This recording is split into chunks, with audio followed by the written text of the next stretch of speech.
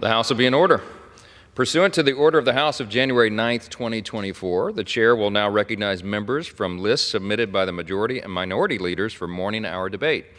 The Chair will alternate recognition between the parties, with time equally allotted between the parties and each member other than the majority and minority leaders and the minority whip, limited to 5 minutes, but in no event shall debate continue beyond 1:50 p.m.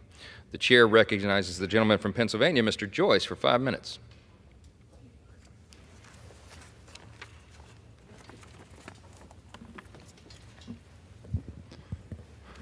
Thank you, Mr. Speaker. Mr. Speaker, throughout American history, leaders of various faiths have impactfully tended the needs of believers while simultaneously participating in political movements relating to significant issues such as equality, the right to vote, the sanctity of human life. The role of leader and political organizer never have been mutually exclusive.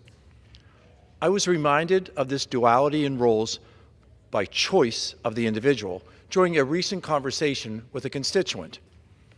In short, the constituent informed me that the on-stage appearance of current and former Penn State wrestlers at President Trump's rally at Penn State was drawing unneeded criticism.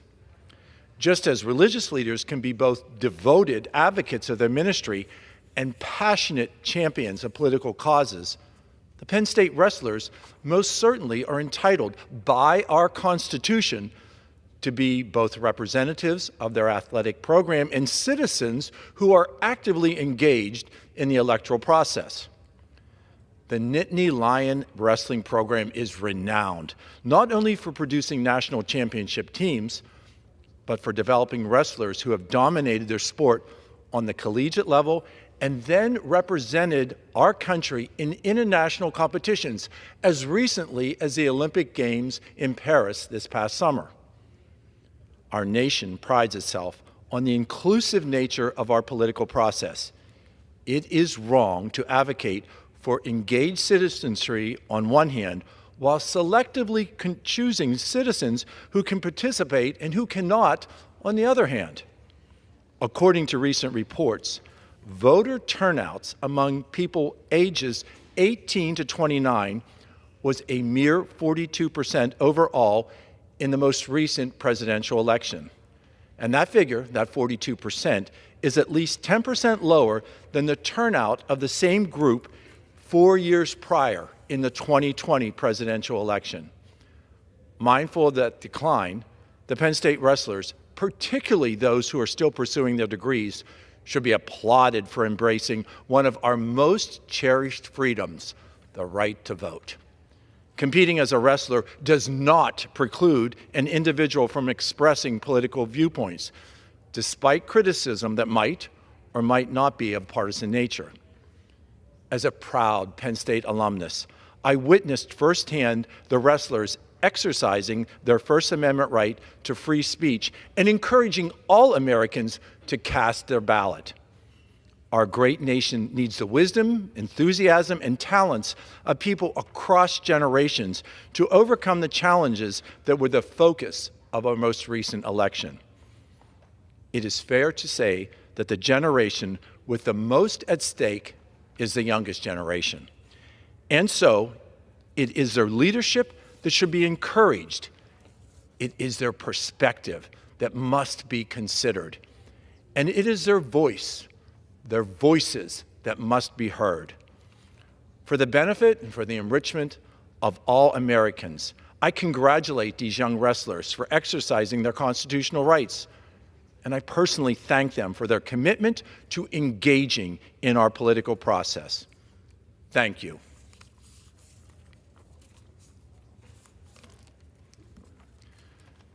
Mr. Speaker, for the past 4 years, the Biden-Harris administration has failed the American people.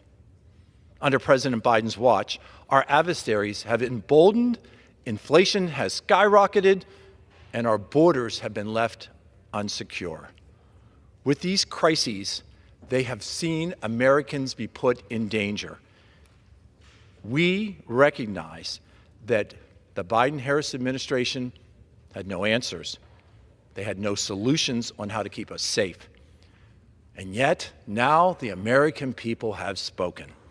When voters were asked if they were better off now compared to 4 years ago, they resoundingly said no. That is why in January, President Donald J. Trump will return to the Oval Office. Under President Trump's leadership, we will once again lower energy prices by utilizing the energy sources that are under the feet of my constituents in Pennsylvania. Under President Trump's leadership, we will secure our southern border and put a stop to the flow of deadly drugs like fentanyl that have taken far too many American lives. And under President Donald J. Trump, our nation will once again return to a policy of peace through strength that has helped to keep our nation safe and the American people free. Thank you, Mr. Speaker, and I yield. Thank you. The chair recognizes the gentleman from Connecticut, Mr. Courtney, for 5 minutes. Thank you, Mr. Speaker. Mr. Speaker, I rise today to honor the diligent and honorable service of the President of General Dynamics Electric Boat, Mr. Kevin Graney of Stonington, Connecticut. On December 1st, in a couple weeks, Kevin is slated to retire from his eventful and impactful 5-year term as the shipyard lead for the United States Navy's submarine force, and it is more than fitting that this chamber take a moment to recognize his extraordinary service to our nation. A native of Cheektowaga, New York, Kevin's career spans nearly 40 years of service to the Navy shipbuilding enterprise. His intelligence, patriotism, and leadership qualities stood out at an early age, foreshadowing a promising career as a naval officer. Upon graduating high school, he attended State University of New York Maritime College, earning a bachelor's degree in marine engineering and nuclear science, which would serve him well as a submariner and instructor at the Nuclear Power Training Unit in Ballston Spa, New York. Following a distinguished career at sea, Kevin began his shipbuilding career at General Dynamics Electric Boat in 1995 as a senior engineer working on critical power components for the Virginia-class submarine program. Following his assignment at Electric Boat, he moved to Newport News Shipbuilding in Virginia to design the reactor plant for the next-generation aircraft carrier, the CVN-78 program. He then moved overseas and managed Electric Boat engineers to assist our allies in the UK as they built their British Astute-class nuclear submarine program. And eventually, he returned to Electric Boat and began his last term over the last 5 years, in 2019, as CEO of the shipyard. During his time, the 120-year-old EB shipyard is experiencing a massive generational transformation with new and improved infrastructure, increased hiring, and new operations to dramatically improve performance and efficiency in the submarine industrial base. In 2023, Electric Boat hired nearly 5,400 new workers, the biggest number in its history, even surpassing its growth in World War II and the Cold War. The total workforce today now exceeds 23,000 and is still hiring today. If that was not challenging enough, 5 months into Kevin's ascension to president, the shipyard experienced and was confronted with a global COVID pandemic. It is hard to visualize how difficult it is to manage an airborne pathogen in a shipyard, particularly a submarine shipyard where, again, the quarters are so tight. Nonetheless, they kept the shipyard open. They did not close for a single day during the pandemic, and that's because Kevin Graney overcame this crisis and skillfully managed operations to continue as a critical industry in our nation's security. After performance across the shipyard and the nationwide industrial base was stabilized, it has now been faced with increased rates of retirement of senior workers and a corresponding reduction in the supervisory trade force. Since then, he has spearheaded recovery efforts that has transformed the shipyard in just a short time. Just, again, a few months ago, he signed a 5-year metal trades collective bargaining agreement with the Metal Trades Council, which represents machinists, electricians, carpenters, teamsters, and boilermakers that increased their pay by 25%, retaining their pension and health benefits at the same time. Next to me is the USS Iowa, which is the 25th Virginia-class submarine, which again was delivered to the Navy just a couple of weeks ago. As I stand here today, it's undergoing sea trials and will be commissioned to the U.S. Navy in a few months or so. Mr. Speaker, as ranking member and chair of the House Armed Services Sea Power Projecting Forces Subcommittee and the congressman representing EB's facility in Groton, Connecticut, I've had a front row seat to Kevin's tenure. It was not an easy time. Through it all, though, he maintained a steady level of confidence from his peers and overcame adversities that were not anticipated at the start of his tenure. And I haven't even talked about the AUKUS submarine agreement, which again, just last December, this Congress voted to sell 3 Virginia-class nuclear-powered submarines to our great ally, Australia, the first time in history our country has ever made that commitment. But again, he has built the foundation, and it will be incredibly difficult to replace him. But we want to welcome the next president of Electric Boat, Mark Reha, who I'm sure will continue in Kevin's steps. I want to congratulate Kevin as he enters his new era of retirement with his wife Cheryl and his daughter Catherine. And I ask that my colleagues in the House, and particularly those who serve on the House Armed Services Committee along with me, join me and recognize his life of service to the Navy and the United States by submitting his legacy into the permanence of the congressional record. I yield back. The chair recognizes the gentleman from South Carolina, Mr. Wilson, for 5 minutes. Thank you, Mr. Speaker. Mr. Speaker, the people spoke, and Donald Trump and J.D. Vance achieved the most historic political comeback in American history, while also naming extraordinary patriots to his cabinet. Elise Stefanik to the UN, Tom Homan as the border czar, Marco Rubio as Secretary of State, Kristi Noem as Homeland Security Secretary, Mike Waltz as National Security Advisor. Also, with him serving, extraordinary Susie Wiles as Chief of Staff, working with the Deputy Chief, Stephen Miller. The Trump mandate is a recognition of his policy achievements, which I submitted to the Congressional Record January 21, 2021, pages E60 through E62, and achievements of the First Lady Melania Trump on January 21, 2021, pages E52 to E53. As chairman of the Middle East, North Africa, and Central Asia Subcommittee and chairman of the Helsinki Commission, I especially appreciate Donald Trump, who will achieve peace through strength. Without equivocation, he stood with Israel Prime Minister Benjamin Netanyahu, clearly stating Iran must not secure a nuclear weapon, threatening our Arab allies, from Kuwait to UAE to Bahrain and Qatar, along with NATO member Turkey. Trump stood with Ukraine against war criminal Putin, supplying Vladimir Zelensky Javelin missiles, placing troops in Poland, and stopping the Nord Stream 2 pipeline, which financed Putin's murderous atrocities. Trump stood with Taiwan, supplying defensive weapons to deter the Chinese Communist Party from an invasion, threatening the Korean and Japanese shipping lanes, along with the shipping capabilities of our great ally, India. In conclusion, God bless our troops as the global war on terrorism continues.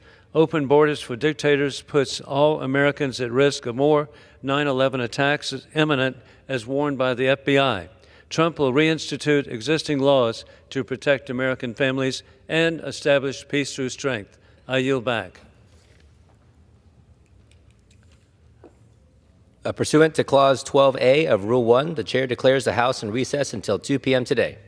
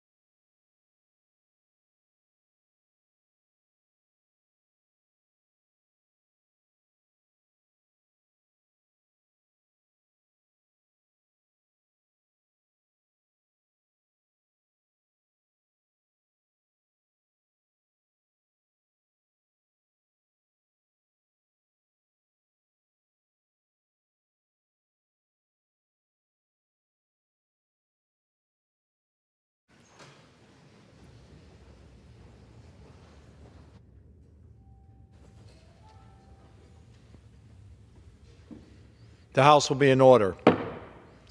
The prayer will be offered by Chaplain Kibben. Would you pray with me? Holy and eternal God, we come before you, humbled by the mercy you have shown us in these last days and months. From your throne, you have borne witness to our less than loving behavior, our harsh rhetoric of the election season, and our insatiable desire to ensure that the balance of power tips in our favor. Remind us again that the malevolent words, the most convincing arguments are but a noisy gong or a clanging cymbal if they are not grounded in love. And even if our certitude and sureness, our knowledge and conviction are enough to move mountains, if we do not love both our neighbor and our adversary, all our success amounts to nothing. Teach us again how to be patient and kind, neither envious nor boastful, arrogant or rude. Wherever we stand, may we not insist things go our way, nor hold a grudge when they don't. But in your truth, show us how to bear all things, believe all things, hope all things, and endure all things. And above all, to strive to be bearers of the greatest of all things, love. In your merciful name we pray. Amen.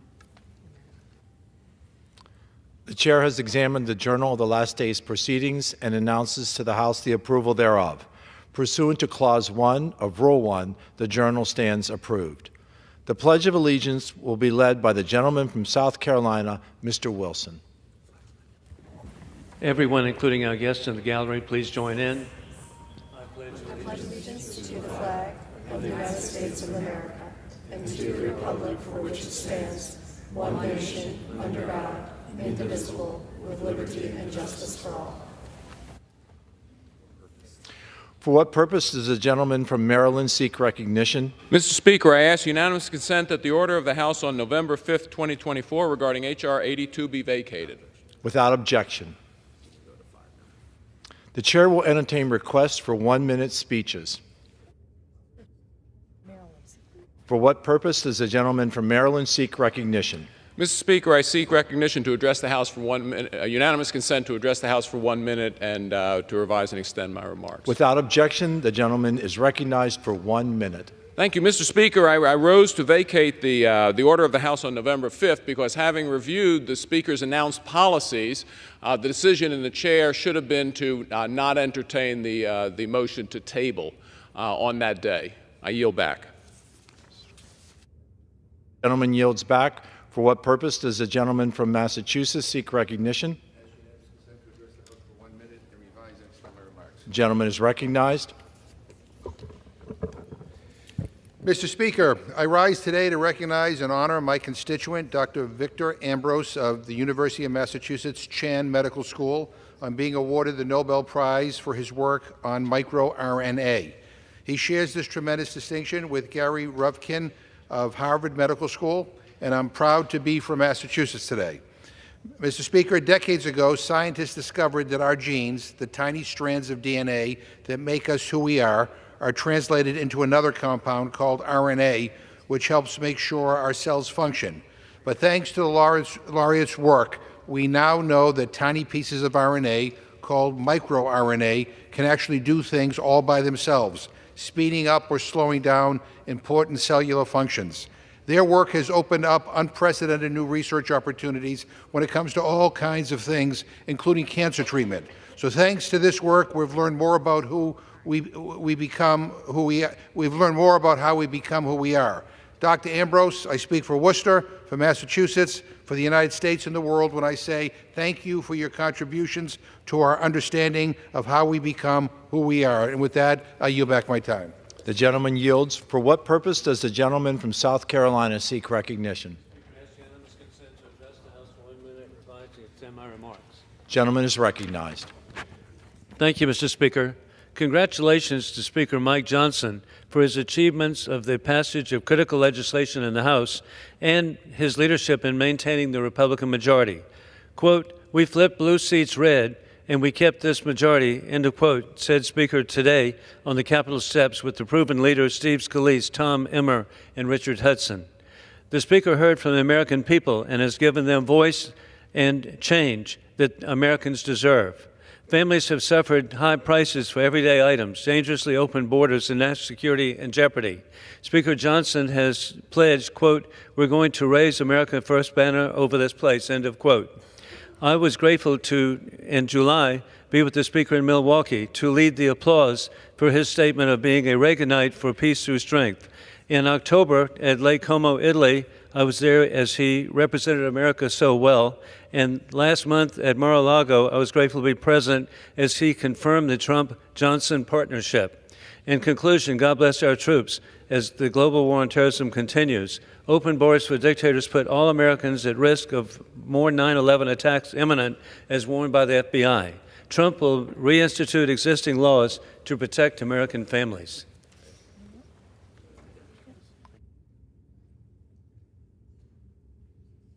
Does the gentleman from New York seek recognition? Mr. Speaker, I ask unanimous consent to address the House for 1 minute. Revise and extend my remarks. Without objection, the gentleman is recognized for 1 minute. Mr. Speaker, I rise today in support of H.R. 82, the Social Security Fairness Act.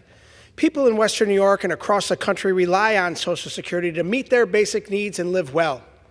This bipartisan legislation fixes loopholes that unjustifiably cut benefits for millions of Social Security recipients. This Social Security Fairness Act repeals the windfall elimination provision and the government pension offset. Existing provisions of the Social Security Act that slash Social Security for millions of public workers, dedicated public servants, teachers, firefighters, postal workers, police officers, and their spouses or widows are unfairly seeing Social Security cuts because of these loopholes. This is a slap in the face of the people who have given so much to our communities. All Americans deserve the benefits they worked so hard to earn, and this bill delivers on this promise, but especially those who have dedicated their lives to public service. I urge my colleagues to pass this legislation swiftly and deliver for our fellow Americans. I yield back. The gentleman yields. Pursuant to Clause 12A of Rule 1, the Chair declares the House in recess, subject to the call of the Chair.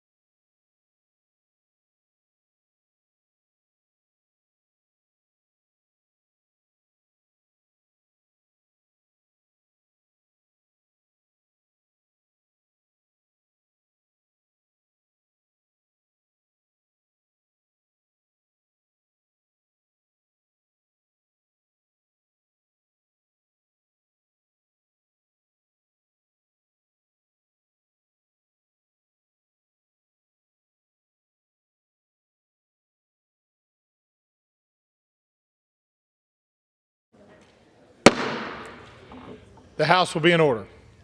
Pursuant to Clause 8 of Rule 20, the Chair will postpone further proceedings today on motions to suspend the rules on which a recorded vote or the yeas and nays are ordered, or votes objected to under Clause 6 of Rule 20. The House will resume proceedings on postponed questions at a later time. For what purpose does the gentleman from Texas seek recognition? Mr. Speaker, I move to suspend the rules and pass the bill H.R. 5342, otherwise known as the Equal Treatment of Public Servants Act of 2023. The clerk will report the title of the bill. H.R. 5342, a bill to amend Title II of the Social Security Act to replace the windfall elimination provision with a formula equalizing benefits for certain individuals with non-covered employment and for other purposes. Pursuant to the rule, the gentleman from Texas, Mr. Arrington, and the gentleman from Connecticut, Mr. Larson, will each control 20 minutes. The Chair now recognizes the gentleman from Texas. Mr. Speaker, I ask unanimous consent that all members have 5 legislative days to revise and extend their remarks and submit extraneous material on this bill under consideration. Without objection. Mr. Speaker, I yield myself such time as I may consume. The gentleman is recognized. Mr. Speaker, we have a great injustice that has persisted for now 4 decades, where some of our hardest working fellow Americans, public servants in certain states where they have non-Social Security covered employment, or to say it this way, where they have teacher retirement systems separate from Social Security, or firefighter retirement systems separate from Social Security. So in these states, we have what is called a windfall elimination provision in the Social Security law, which has shortchanged 2 million roughly hardworking public servants. Now, some people are still getting a windfall, but the vast majority are not getting what they earned and what they put into the Social Security system. So my colleagues, Representative John Larson, who I serve with on Ways and Means, and I consider a dear friend, someone who I know is very passionate about fixing Social Security's insolvency, which looms large over the next 10 years. This is but one element of what's not working in Social Security for our retirees and Social Security recipients. To solve this inequity and injustice, some of my colleagues have decided they would just repeal the windfall elimination provision altogether. Well, that sounds good, but it's going to cost $192 billion to do that. Now, we shouldn't be constrained by cost to do the right thing, but to repeal the windfall elimination provision would go back to pre-1983, when we had a windfall to certain Americans in the same states where they had independent retirement systems, and we were spending more money for certain retirees than they put into the Social Security system. So there was a great discrepancy and inequity between these individuals in these states and the vast majority of the tens of millions of other retirees across the country. So you had a teacher or firefighter in certain states, like Texas, pre-1983, getting a windfall, large sums of money, over similarly situated people in other states, firefighters and teachers doing the same work, making roughly the same amount of money, but getting less benefits. So what we should do is fix the inadequacy of the windfall elimination provision that was oversimplified, did not use the data that we have today, and make sure that people are paid what they're owed in terms of their benefits, but not revert back to pre-windfall elimination provision where we were just where we were spending tens of billions of dollars more than we needed to, according to what people put in it. Why does that matter? Because we should have a system of fairness for every public servant in every state, every retiree that fits that, that definition. It's also because if we start just throwing money at this and allowing windfall payments to certain retirees, we're going to accelerate the insolvency of the Social Security Trust Fund. And one outside expert says that we will accelerate that if we go to H.R. 82 and just, pull the plug on windfall elimination provision as opposed to fix it and get it right. We'll accelerate it by 6 months. And so we should be responsible in how we do this. We should consider retirees in every state, and we should also consider future retirees, because what we do and how we solve problems doesn't just impact the people who've been shortchanged, and we need to deal with that, but we will impact future retirees as well.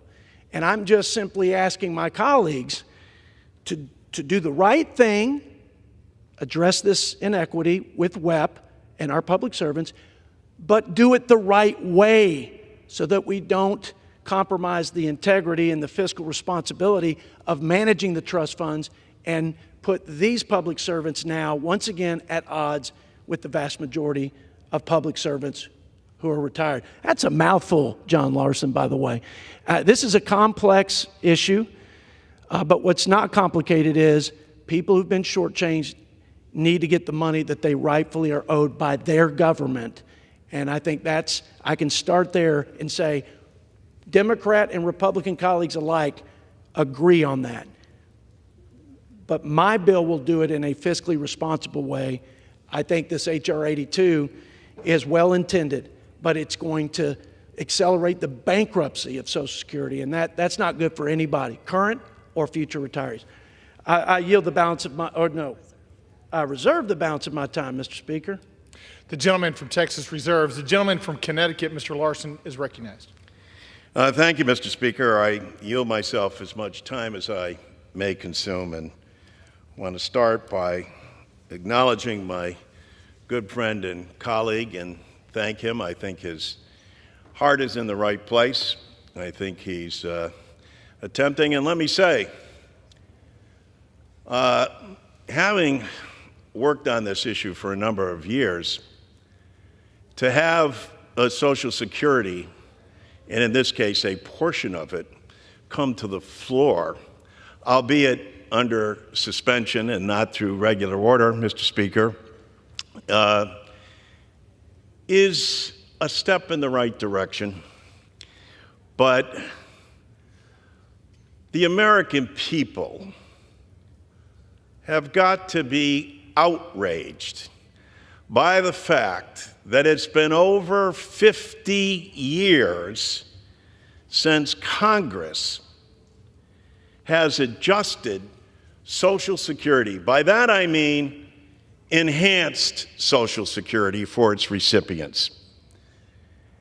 Imagine that. And you think a few things have happened since Richard Nixon was President of the United States? Do you think a few things have happened, especially as we live in this post-COVID and now inflationary period? It impacts over 70 million of our fellow Americans. This provision that my colleague and good friend is talking about, WEP, is minuscule in terms of comparing that to individuals. And as well intended as I believe he is, this doesn't straighten out the problem.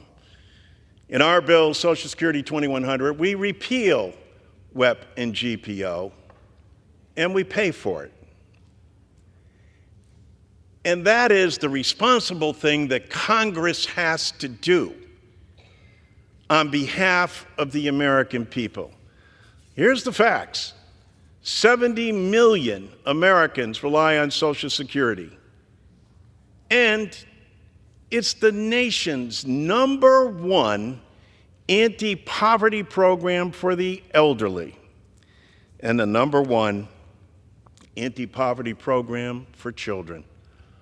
More veterans rely on Social Security for disability than they do the VA. And Congress has done nothing to help these individuals out. Add to that, Mr. Speaker, the fact that 10,000 baby boomers a day become eligible for Social Security. What we need to do in today and in both of these bills that are come before us are steps forward, but we need to come together as a Congress and vote to fix Social Security in a manner that doesn't hurt or cut benefits for individuals that haven't seen a benefit enhancement in more than 50 years. And we come here today and say, here's a crumb. But even in the form of this crumb, this proposal will cut benefits for hardworking, everyday Americans. I respect my colleague, and I do believe that his heart is in the right place. But Congress, and both sides, have responsibility here. But perhaps now there is an opportunity for us to act. Perhaps the fact that even under suspension, not regular order with public hearings where viewers get to see and actually hear from expert witnesses and get to hear both the fiscal side of what needs to be paid for, but also the benefit side in terms of what has not been done. Imagine, my dear friend knows this, 5 million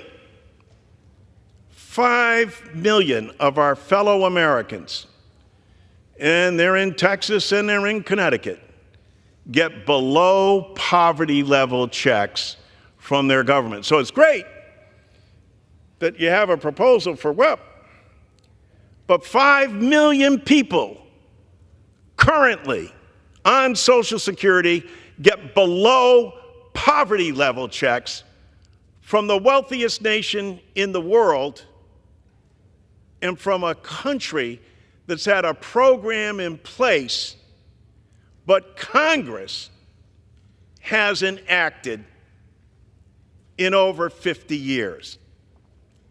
5 million. Most of them are women, and most of them are women of color.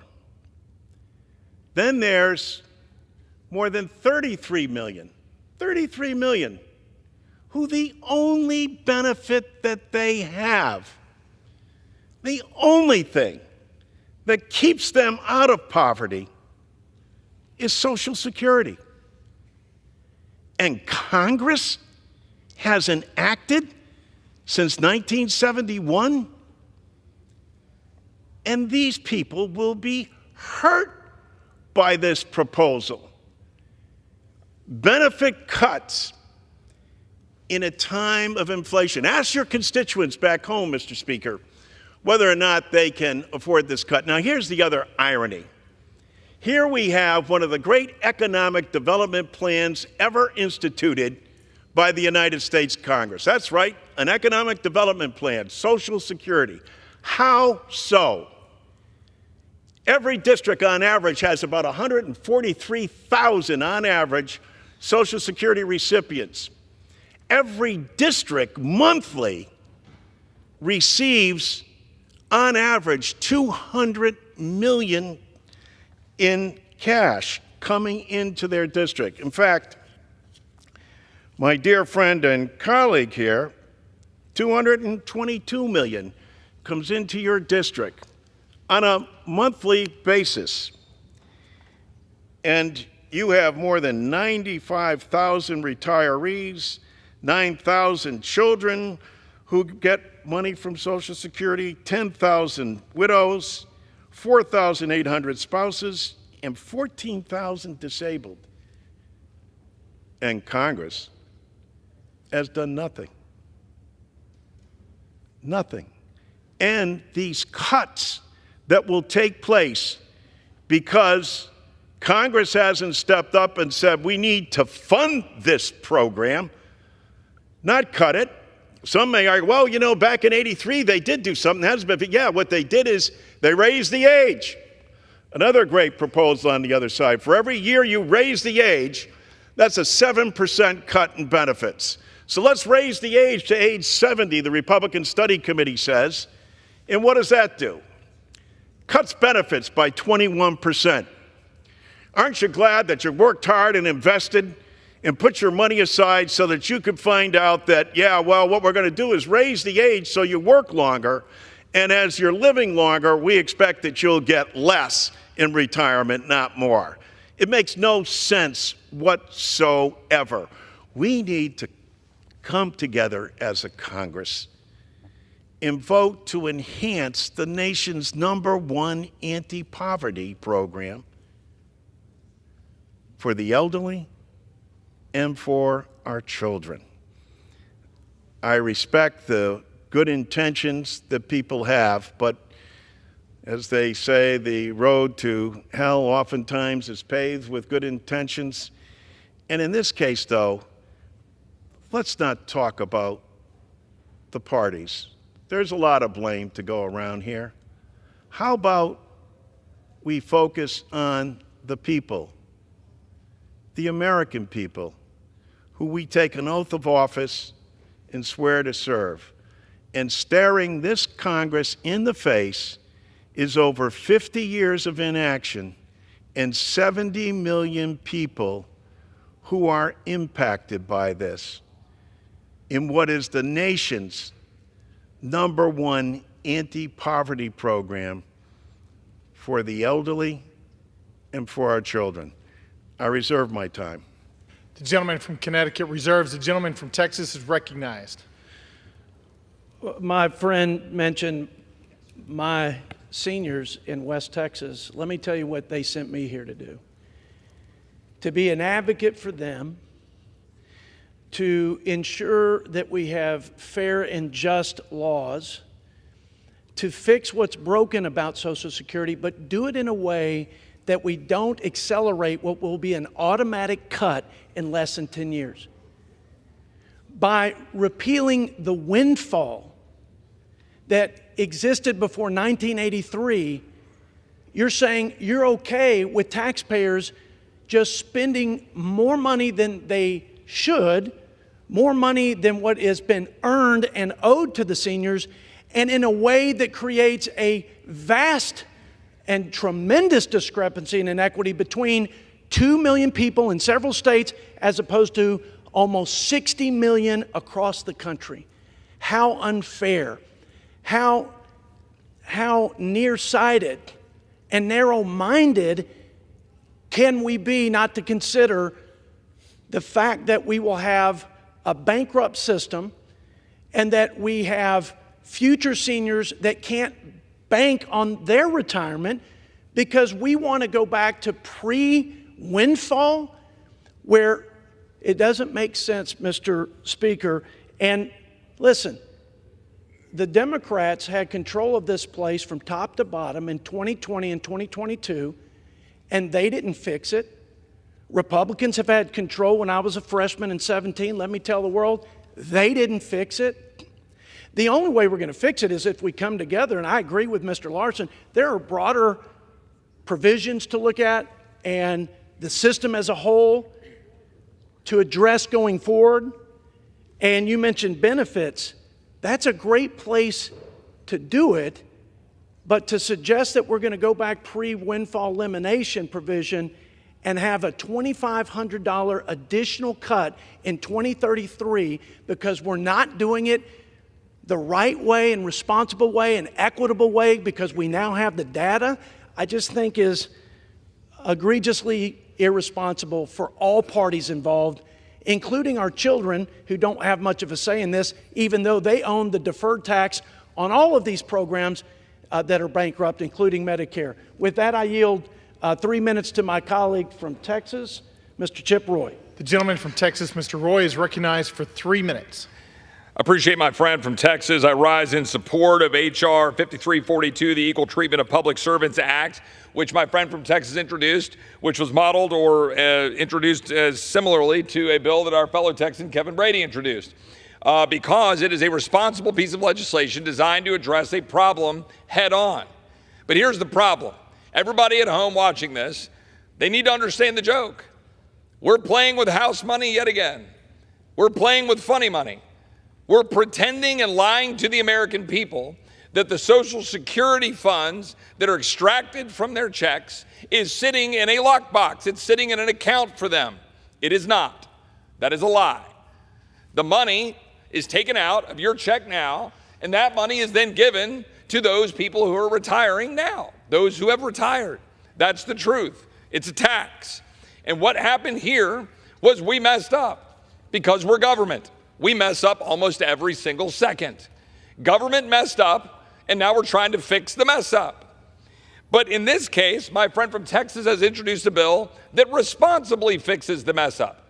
It actually tries to go in and say, if you're a firefighter, if you're a cop, if you're a teacher, and you've got the situation where you've got another job, and that Social Security was taken out of your check, but you're not getting the benefit of that because you have a pension, this proportional model, which is $25 billion according to the Social Security Administration, would responsibly address it. Now, I wish it was paid for. We don't pay for anything in this town, but at $25 billion, at least addresses it responsibly. But what has happened is this legislation, which we're voting on, the gentleman is correct, under suspension of the rules without going to the Rules Committee. I disagree with that. It should not be being done under suspension. But the reason it's being done under suspension is because a majority of people in this body discharged another bill, H.R. 82, which would spend $200 billion over 10 years to reinstate the windfall, to basically take money away from Social Security and make it be bankrupt 6 months earlier. That is what this town does. And my friend from Texas is trying to prevent that. We had to engage in political rule-making warfare on the floor of the House, which we addressed today to try to fix it and put the genie back in the bottle, to guarantee that we would at least get a vote on this good bill instead of the disaster that is a $200 billion hole in the deficit that will bankrupt Social Security at least 6 months earlier, according to the Social Security Administration. I thank my friend from Texas. I rise in support of it. We should not have to do this. This should have gone through the Rules Committee. We should have amended the bill. We should have a debate about it. We should pay for it. But instead, we're doing the same crap we always do. But I support this bill. I yield back. I think the gentleman from Texas, this will be budget neutral over the 75-year for the trust fund, according to the actuarials. And I thank him for his comments and reserve the balance of my time. The gentleman from Texas, Mr. Arrington, reserves. The gentleman from Connecticut is recognized. Well, I have to say, I do agree with Mr. Roy's last statement that what we needed is to go through regular order, and what we needed is to pay for it. And that is the responsible thing to do, is to pay for it. We have a plan to not only repeal weapon GPO, but pay for it. And yes, I heard people refer to the Brady-Neal proposal, but Ranking Member Neal has a plan also to deal with WEP that is fair and makes sense and is something that we should be embracing and including and is paid for. And that is the big issue today. It's not that people's hearts aren't in the right place, and I think the gentleman from Texas understands this, and all of us as Americans. The President of the United States, Mr. Biden, has made a proposal. Incoming President Mr. Trump has made a proposal also. He's made a proposal to cut taxes for people in Social Security work. We have that proposal in our bill, except we pay for it because that's the responsible thing to do. And what has been irresponsible is Congress not debating this in regular order bringing it to the floor, and then how about doing something incredible here? Actually have a vote on the nation's #1 anti-poverty program for the elderly. #1 anti-poverty program for our children until the child tax credit is fully adopted. And the program that more veterans rely on for disability than the VA.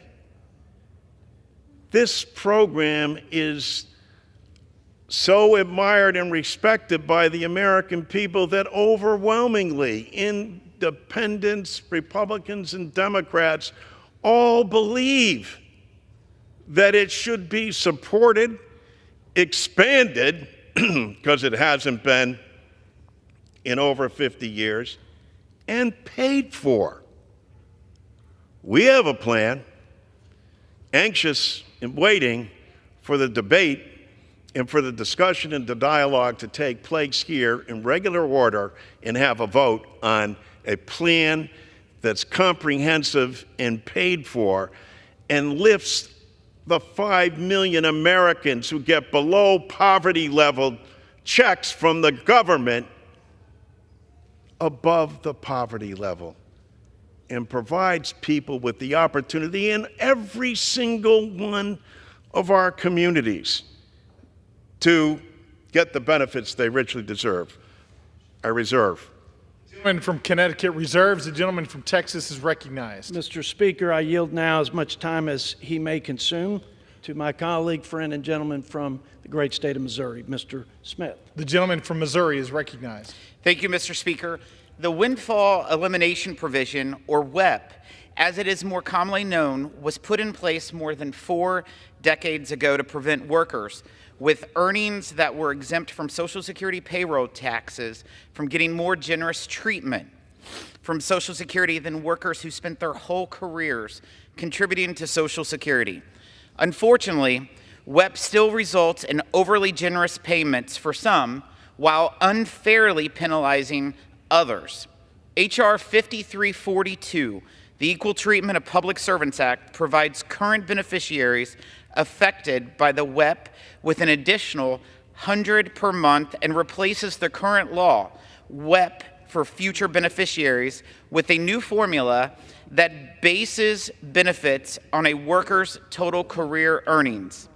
This past year, the Ways and Means Committee has held more hearings on WEP than in any other Congress in the past 20 years, and identified that the WEP formula could be replaced with a formula that provides all beneficiaries with a fair benefit based on their actual earnings, using data that wasn't available when the WEP was put in place 40 years ago. The bill before us today, the Equal Treatment of Public Servants Act, replaces the WEP with a new formula based on this now available earnings data to more accurately adjust benefits. While I have concerns with this bill's short-term cost, I'd like to commend my colleague and the chairman of the Budget Committee, Congressman Jody Arrington, for his dedication to finding a pragmatic solution that ultimately improves the financial health of the Social Security programs over the long term. It is vital that any solution to WEP protects the Social Security trust funds that all beneficiaries rely on. I know a very similar proposal to permanently replace the WEP used to share bipartisan support of members of the Ways and Means Committee. But unfortunately, my Democrat colleagues abandoned this approach several years back. I share the goals of this legislation and encourages my colleagues to work with myself and Chairman Arrington to develop a permanent, bipartisan solution that permanently fixes the windfall elimination program and the related government pension offset, while also protecting the Social Security benefits of all retirees, which could actually pass the United States Senate and become law. I yield back. The gentleman from Missouri yields back. The gentleman from Texas is recognized. Well, I thank the gentleman from Missouri, and I don't know that I could add anything more to what he said. We're trying to fix this inequity that exists with this subset of the retirement or Social Security beneficiary population. I agree, Mr. Larson, we need a broader debate on Social Security. And we better hurry up because it will be insolvent in less than 10 years. So we need to talk about the solvency, the sustainability, the entirety of the program, pay-fors, programmatic reforms, the benefits, all of it should be on the table. That's why, as budget chair, I passed a bipartisan fiscal commission that would look at that, and also at Medicare, which is another important safety net for seniors. But we're talking about one specific, I love your passion, and I hope that we can get thoughtful members on both sides of the aisle, like yourself, to sit at the table and do the right and responsible and mature thing and actually work on a compromise solution like Ronald Reagan and Tip O'Neill did. I bet you'd agree with that. But we're not talking about the entirety of Social Security. We're talking about this subset of people affected by WEP, and it's about 2 million people. And what I don't want to do, I want to fix that for them. I want them to get the money they've earned, okay? Because the windfall elimination provision wasn't adequate. It didn't use good information. And so we still have people that are shortchanged, and we still have people getting a windfall, albeit less.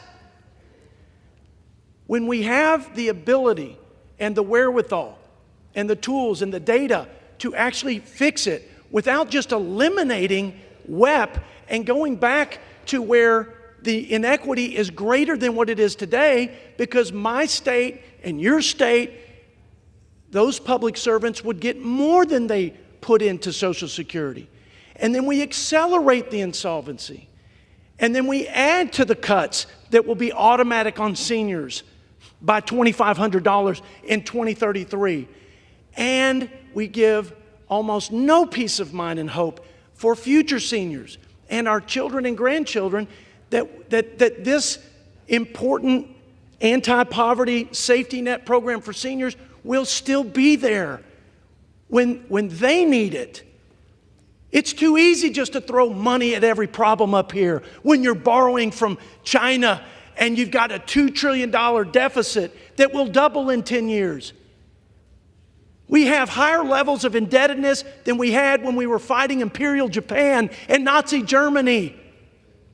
This country is going to go into the fiscal ditch, never to come out, never to prosper, never to offer the American promise, never to lead the free world, because we're going to bankrupt it, because we don't know how to address these problems like every American does in their own household, in their businesses, at the state and local level. And that's conducting their business within their means, and not like there's a money tree at the Treasury Department where they can borrow ad infinitum.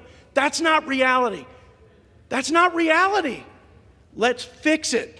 Let's do it the right way. Let's not add to the debt. Let's not add to the inequity. Let's not accelerate the trust fund insolvency. And then let's do what you said, and I agree with you. Let's be men and women who love this country and are more concerned with solving these big problems than staying up here and being called congressmen and chairmen. Let's do the people's business. I'm ready. I'm ready. But this is a very finite subset, and we got the solution. It's not perfect, but it balances the things that need to be balanced, like these folks up there would at their homes, like my parents have to do back home in Plainview, Texas. Taxpayers deserve a voice as much as seniors, and my children deserve a voice as much as taxpayers. And that's what we're trying to do here. I hope we can get your support. I feel like that's about as compelling a pitch I can make. I think, John Larson, you ought to come over and fix this the right way with me, and then let's get that fiscal commission going, get our president to lean into this and do the Reagan-Tip O'Neill grand bargain so that we can actually really solve the bigger, broader issues that plague Social Security. With that, I think I'm done. Do I reserve? What if I'm just done? The gentleman from Texas reserves. The gentleman from Connecticut is recognized. Well, I have no further speakers, and I'm prepared to close. Gentleman from Connecticut is recognized. Thank you, Mr. Speaker.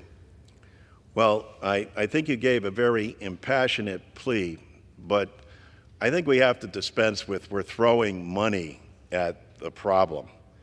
This is money that people have paid weekly, biweekly, monthly out of their paychecks. We're not talking about just 2 million people with regard to WEP. We're talking about 70 million Americans. They understand this program. Frankly, it doesn't need to be studied. It needs to be voted on. Where's the plan on your side?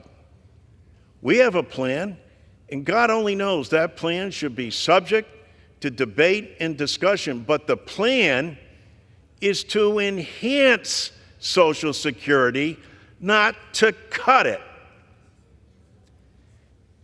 so that people who are currently struggling, people now, today, not waiting for a study, but as we speak, are getting below poverty level checks. And you stand there and tell me we're throwing money at them?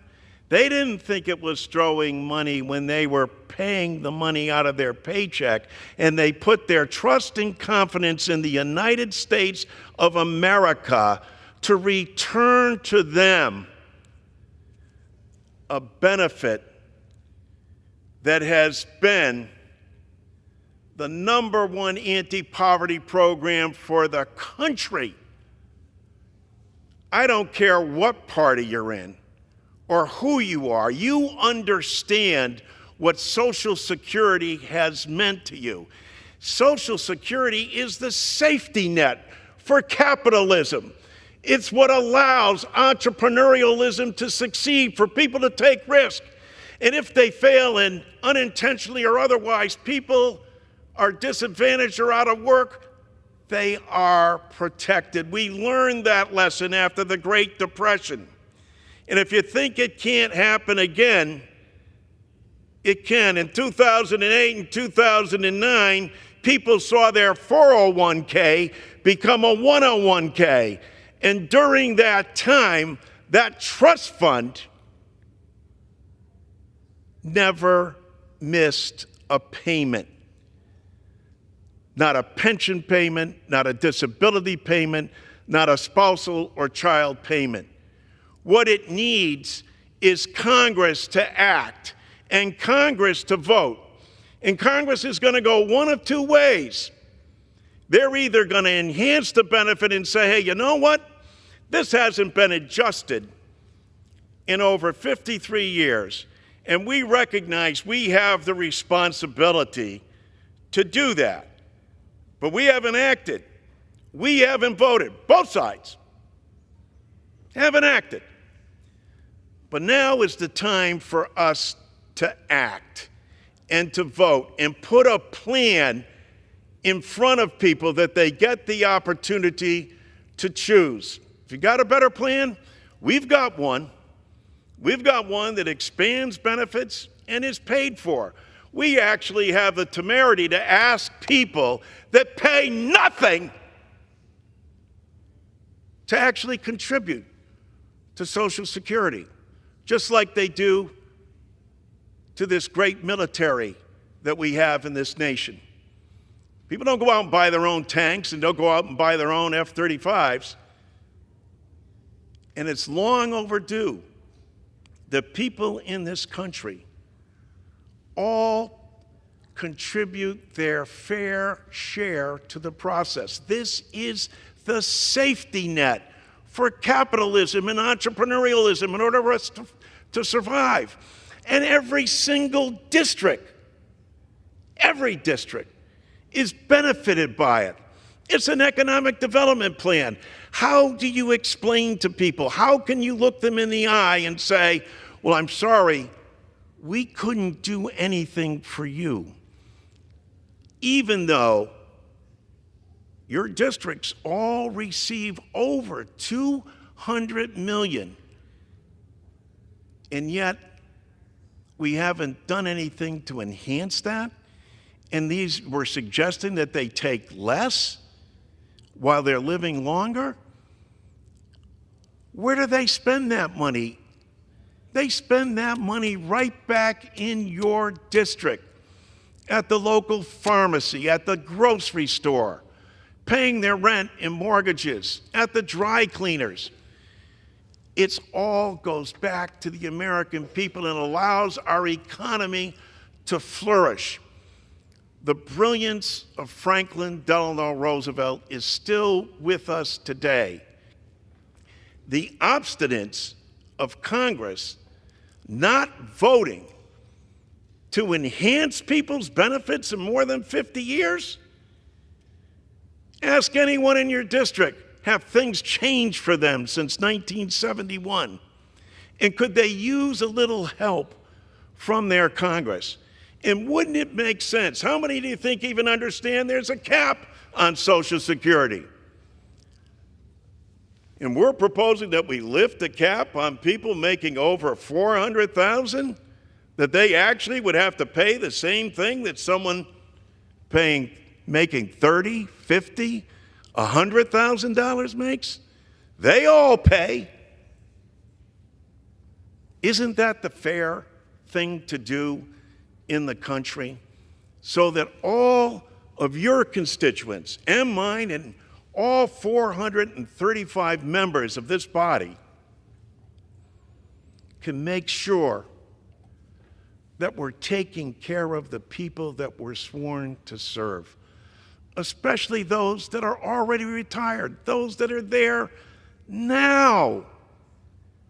Now. So, while I respect the intention of the gentleman, 14 million people get cut under your proposal.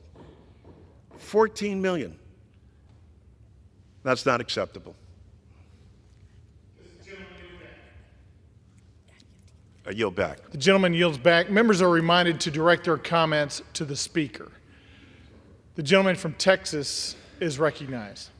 Only in Washington, D.C., and unfortunately, and I respect my Democrat colleague and many of my Democrat colleagues, only from the Democrat side of the aisle could I hear that paying above and beyond what we defined as a earned benefit and has now become a windfall for 2 million people at the expense of 60 million people who don't receive the same benefit, so that we can give people equal treatment and not accelerate the insolvency. Only in this town could I hear that as a solution.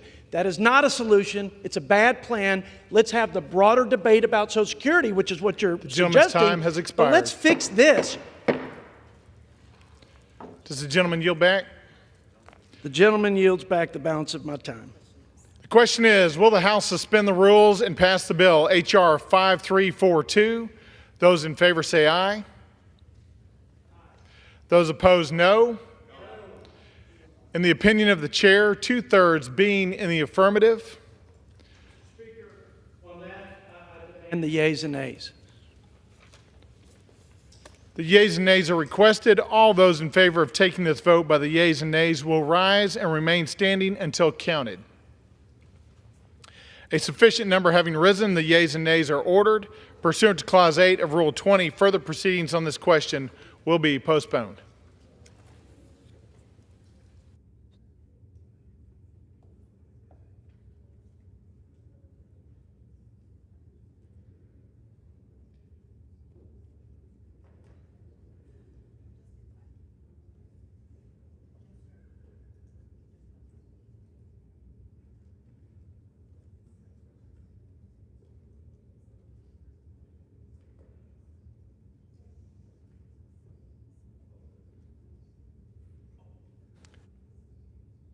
For what purpose does the gentleman from Missouri seek recognition?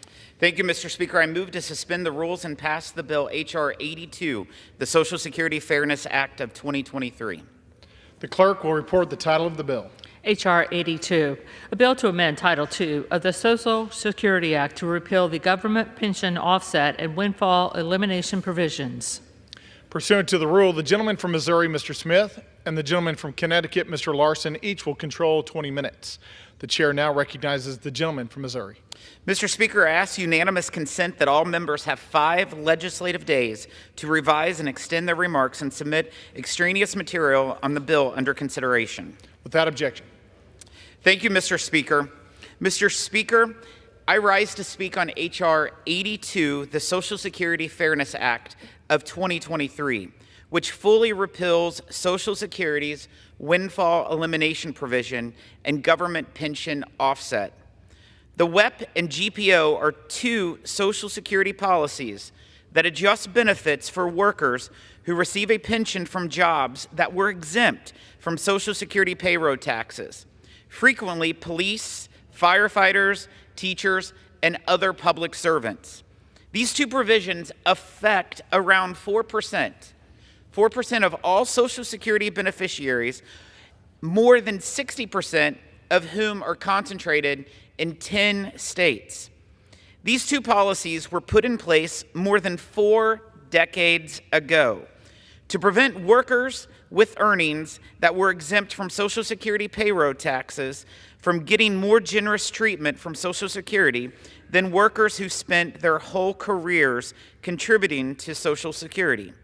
Unfortunately, these policies still result in overly generous benefits for some while unfairly penalizing others. This Congress, the Ways and Means Committee, has held more hearings on WEP and GPO than any other Congress over the past 20 years. At our first hearing, at a fire station in Baton Rouge, Louisiana, we heard directly from American retirees who have been affected by these flawed provisions, which took most of them completely by surprise. At our second hearing, we identified that there are alternatives to the current WEP and GPO formulas using data that wasn't available when those 2 provisions were put in place 40 years ago that would provide all beneficiaries with a fair benefit based on their actual earnings. While the Social Security Fairness Act repeals the flawed WEP and GPO, it is far, Mr. Speaker, from being a perfect solution and does nothing to replace them with a fair formula.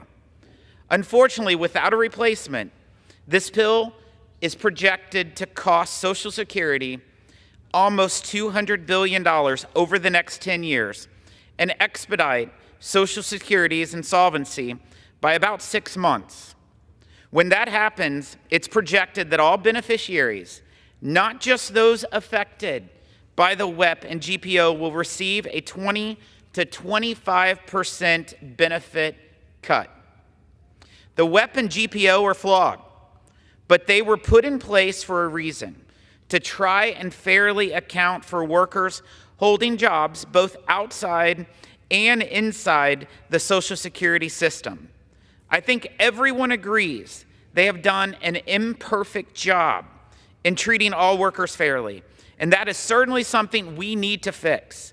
However, to get rid of them without a replacement potentially trades unfair treatment for preferential treatment. Like many of the members who support this legislation, I share the goal of providing real relief to those who are harmed by these unfair Washington rules, which is why it is unfortunate that this legislation had to come to the floor this way. I would have much rather had a bipartisan solution that came to the floor through regular order that both repealed this formula but also replaced it while holding retirees and current workers harmless, which is why I appreciate that while he could have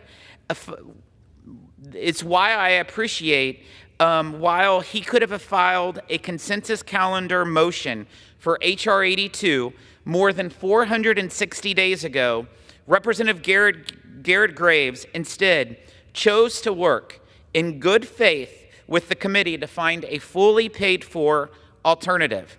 Unfortunately, Democrats and key stakeholders were ultimately unwilling to come together and identify a real bipartisan solution that protect both those harmed by the WEP and GPO and the Social Security trust funds that all beneficiaries rely on.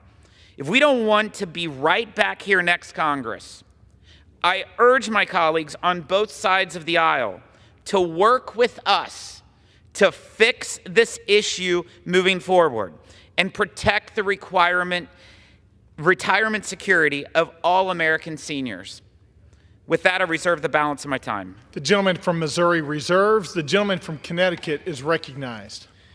Thank you, Mr. Speaker. I yield myself as much time as I may consume. The gentleman is recognized. Thank you, Mr. Speaker. Mr. Speaker, first and foremost, I want to commend Abigail Spanberger and Garrett Graves for their extraordinary work. It's not often in this body, Mr. Speaker, that you're going to find a bipartisan group of more than 300 members that sign on to a proposal. Why? Well, they did it because of how dead wrong WEP and GPO are, and because of its impact on school teachers, firefighters, police officers, municipal employees. And that's why it is so heartening to see colleagues on both sides of the aisle come together and say, yeah, there is a path forward, and yes, WEP and GPO need to be reformed, in fact, eliminated. I agree with the chair. We need regular order. We need regular order because Social Security needs to be addressed comprehensively. But if not for the work of Ms. Spanberger and Mr. Graves, we wouldn't even be here. There would be no dialogue, no discussion, no debate on the #1 anti-poverty program for the elderly and the #1 anti-poverty program for children, a program that protects spouses and their children that every American agrees with and understands. But Congress hasn't acted to expand a program. And in this case, hasn't acted to help people who actually worked other jobs and paid into a system and are wrongfully penalized. Which is why in our proposal of Social Security 2100, we repeal it as well and pay for it and add, and I agree with the chairman, we didn't have all the data that they had over 40 years ago. But now we do, and now we have that opportunity. And we have the momentum in a body that recognizes that not only is this unfair, but to have 5 million fellow Americans get below poverty level checks, that's fair. To not have increased or enhanced benefits, that's in over 50 years, that's fair. To not have a COLA that actually reflects what seniors spend their money on, isn't that unfair also? Yes, to tax Social Security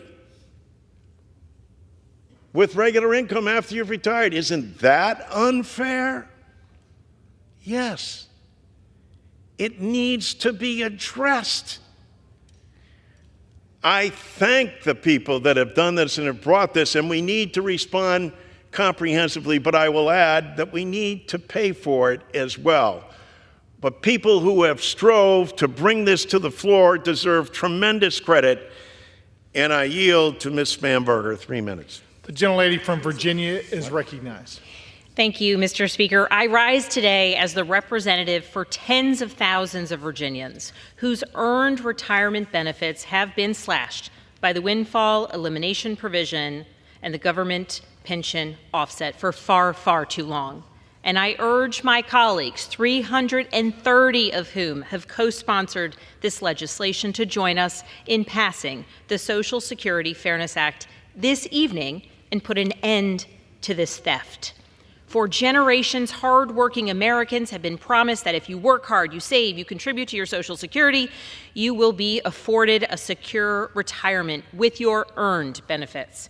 But the WEP and the GPO, two misguided provisions that were added to the Social Security Act in 1983, have denied Americans the retirement security they worked for and expected to receive.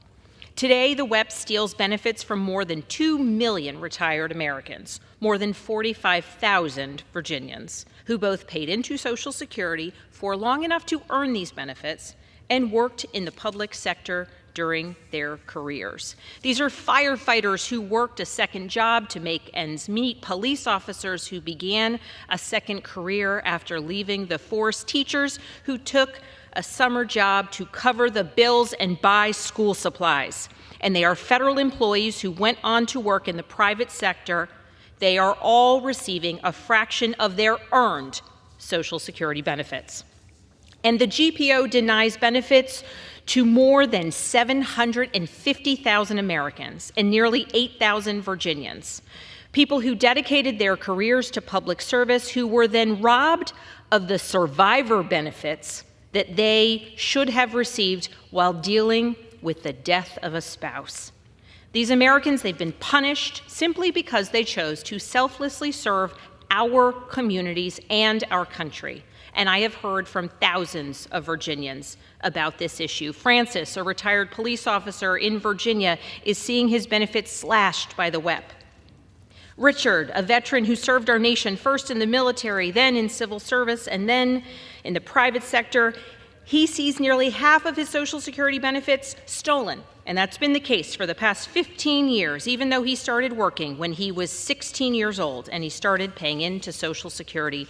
For more than 40 years, public servants have tirelessly implored their representatives in Congress to listen to their stories and to correct this glaring injustice. And today, for the first time, Congress will vote on the Social Security Fairness Act to repeal the WEP and the GPO and to finally put an end to this threat, to this theft.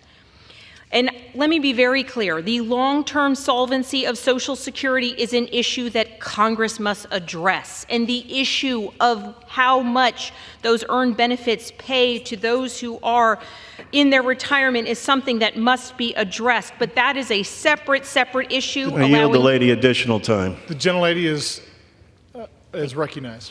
But that is a separate issue from allowing Americans who did their part, who contributed their earnings, for them to retire with dignity. And in signing their names onto this legislation, more than 330 lawmakers on both sides of the aisle, Democrats and Republicans, have made clear their belief that we must repeal the WEP and GPO, and we must pass it tonight. I urge my colleagues to join us in passing this legislation and sending it over to the United States Senate, where 61 senators who are currently serving in that body are co-sponsors of our legislation. By passing the Social Security Fairness Act, we can deliver long overdue relief to the American public, to our public servants, to those who have served our communities. I thank everyone who will speak on behalf of this bill this evening, and I thank my co-sponsor, Congressman Garrett Graves, for his extraordinary partnership as we have worked with public servants from around the country to get to this point tonight. I yield back. Thank you. The gentlelady from Virginia yields back. Does the gentleman from Connecticut reserve? I reserve. The gentleman from Connecticut reserves. The gentleman from Missouri is recognized. Thank you, Mr. Speaker. I yield as much time as he may consume to the gentleman from Louisiana, the author of this legislation, Mr. Graves. The gentleman from Louisiana is recognized. Thank you, Mr. Speaker. I want to thank Chairman Smith for the time. Mr. Speaker, I've listened to this debate and heard so many things that are simply misunderstandings or maybe just intentionally telling things that aren't true. My mom used to say when I was growing up, she would ask me, is it going to take an act of Congress for you to clean your room? She would say it all the time. Is it going to take an act of Congress for you to clean your room? And I don't know what she meant because I thought my room was pretty clean. But what she meant is that is it going to take the earth, wind, and stars all moving, mountains moving in order for you to act? Mr. Speaker, this has been 40 years. This has been 40 years of treating people differently, discriminating against a certain set of workers. These are police officers, these are teachers, these are firefighters and other public servants. Mr. Speaker, I worked side by side with these folks. They're not people that are overpaid. They're not people that are underworked. Police officers, think about the crime issue, the defund police issue, the safety of our communities. They are integral to our state. They're integral to our nation. We need to treat them fairly, respectfully, and that means by not treating them differently, discriminating against them and their benefits. Teachers, they're the ones who train the next generation. Firefighters, who are you going to call when your house is on fire? And these are the very people whose benefits we're cutting. Mr. Speaker, I've heard people sit here and say the solvency of the Social Security Trust Fund is gonna move forward 6 months with this bill. Mr. Speaker, the solvency has been delayed years because you've stolen from these people. Do you not understand math? This number right here, the Congressional Budget Office, $195 billion, you know what that number is? That's the number that you're going to be stealing from these same public servants over the next 10 years if you don't fix this. So we can sit here and we can talk about all these numbers and math. Here's the reality. You have stolen somewhere probably between $600 and $700 billion in Social Security benefits from police officers, teachers, firefighters, and other public servants. If you don't pass this, the Congressional Budget Office says you're going to steal another $195 billion. You know, an interesting nugget that was in the Congressional Budget Office's evaluation is they also said, if you actually pass this law, you're going to save money on your social welfare programs because you're going to lift people out of poverty and they'll no longer be dependent upon our social welfare programs. Mr. Speaker, we can't keep doing this. I heard people talking about penalizing people and taxes and all that stuff. Let me tell you what's happening. There is a group of people right now that effectively are paying a higher tax than anyone else. That's what's happening. And it is the reason why the Social Security Trust Fund is going to remain solvent for years longer. It's unfair, it's unjust, and I'm going to say it again. This is a community of people that cannot afford this.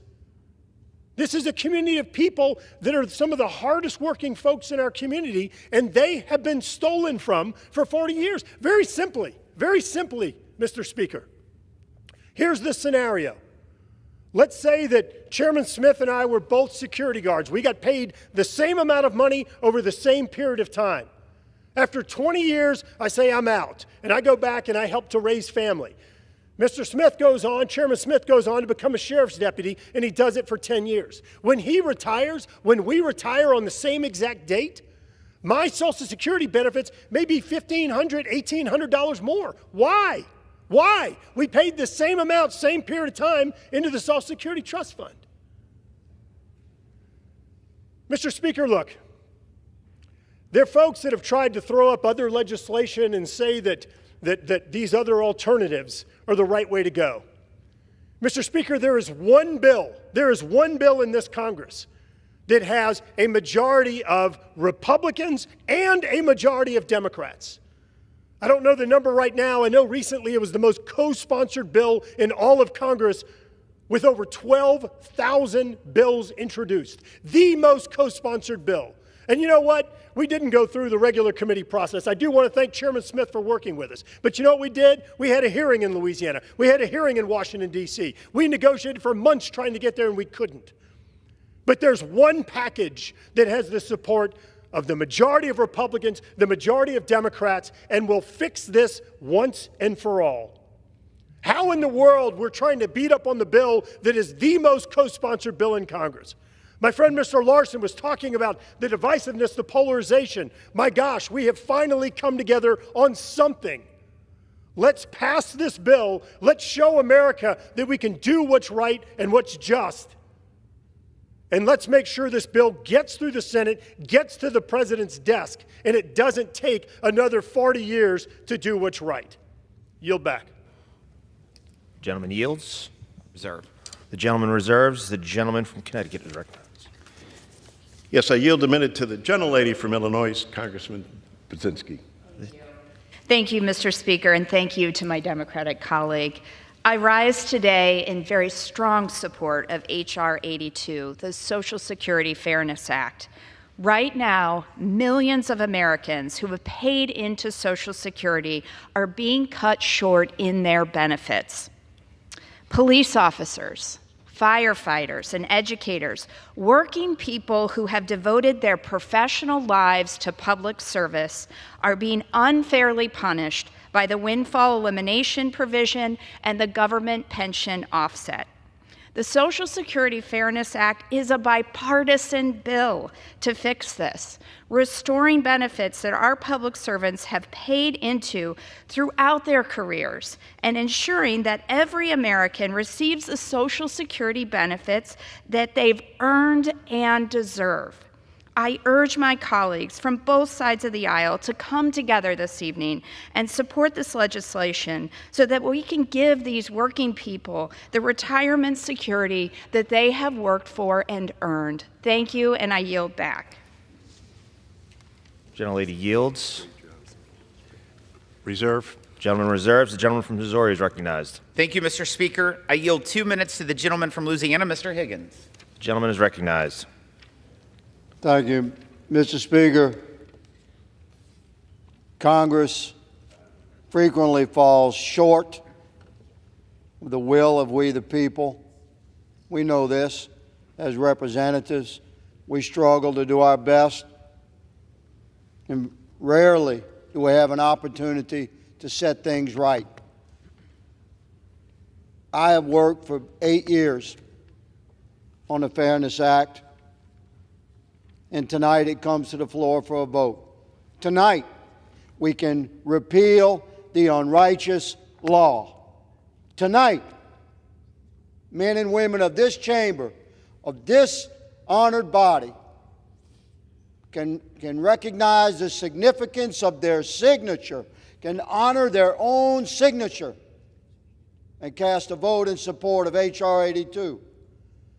I have watched Congress after Congress after Congress as this bill has been skillfully and deviously killed in every Congress by one means or another. And always there's an echo through the chamber of, oh, well, there's a better bill pending, and we'll get it next Congress. There's a more conservative bill in the Senate. We can't pass this bill. It won't see the light of day in the Senate. Well, we shall shine the light of the American people upon this body and upon the Senate, and we demand a clean vote. This is why we have forced it, and by God, we shall get it. It is totally unrighteous to state that we can use seized and stolen money to address our ledger as a nation. We must stop the unrighteous theft. H.R. 82 has my full and vigorous support. It carries the signature of over 300 members of this people's House, and I expect its passage tonight. I yield, Mr. Speaker. Gentleman yields. Reserve. Gentleman reserves. Thank you, Mr. Speaker. I yield 1 minute to the gentleman from Ohio, Congressman Landsman. Gentleman's recognized. Thank you. Thank you, Mr. Speaker. And I I want to thank everyone who's worked so hard on this bill for as long as they have. It's been years, way too long. But tonight's a big vote. This is one of the most significant votes as a new member I've been a part of because of the impact it will have on millions and millions of working people and public retirees. It's a huge win for them. The Bipartisan Social Security Fairness Act will help over 160,000 people in Ohio alone. And as it's been said, these are people who served us. These are retired teachers and retired police officers and retired firefighters, retired nurses, our letter carriers. They have paid into the system like everyone else, but they don't get all of their benefits. And as it's been said, this is theft. I'm going to tell one quick story about a woman named Melissa from my district. She's been teaching kindergarten at a public school. I yield the gentleman an additional minute. Thank you. Public school for 20 years. When she retires next year, she is set to lose $2,000 a month that she has earned because of this provision. She's not alone. As I mentioned, over 160,000 others in Ohio, millions across the country. This is the most co-sponsored bill in the United States Congress. There are more than 60 members of the Senate that will pass this bill, or at least have said they will pass this bill. With our vote tonight, it will get sent to the Senate and will become law and will make an enormous difference in the lives of working people, public retirees, so that they can pay all their bills. Thank you, and I yield back. Yields. Reserve. The gentleman reserves. The gentleman from Missouri is recognized. Thank you, Mr. Speaker. I yield 2 minutes to the gentleman from Wisconsin, Mr. Grothman. The gentleman is recognized. Well, it's great to be back on the floor of the U.S. House of Representatives. You know, we wrapped up our election season last Tuesday. I participated in debates, other people participated in debates, and we're all ready to go after that inflation, right? That inflation driving up food costs, driving up housing costs, driving up the cost of gasoline. And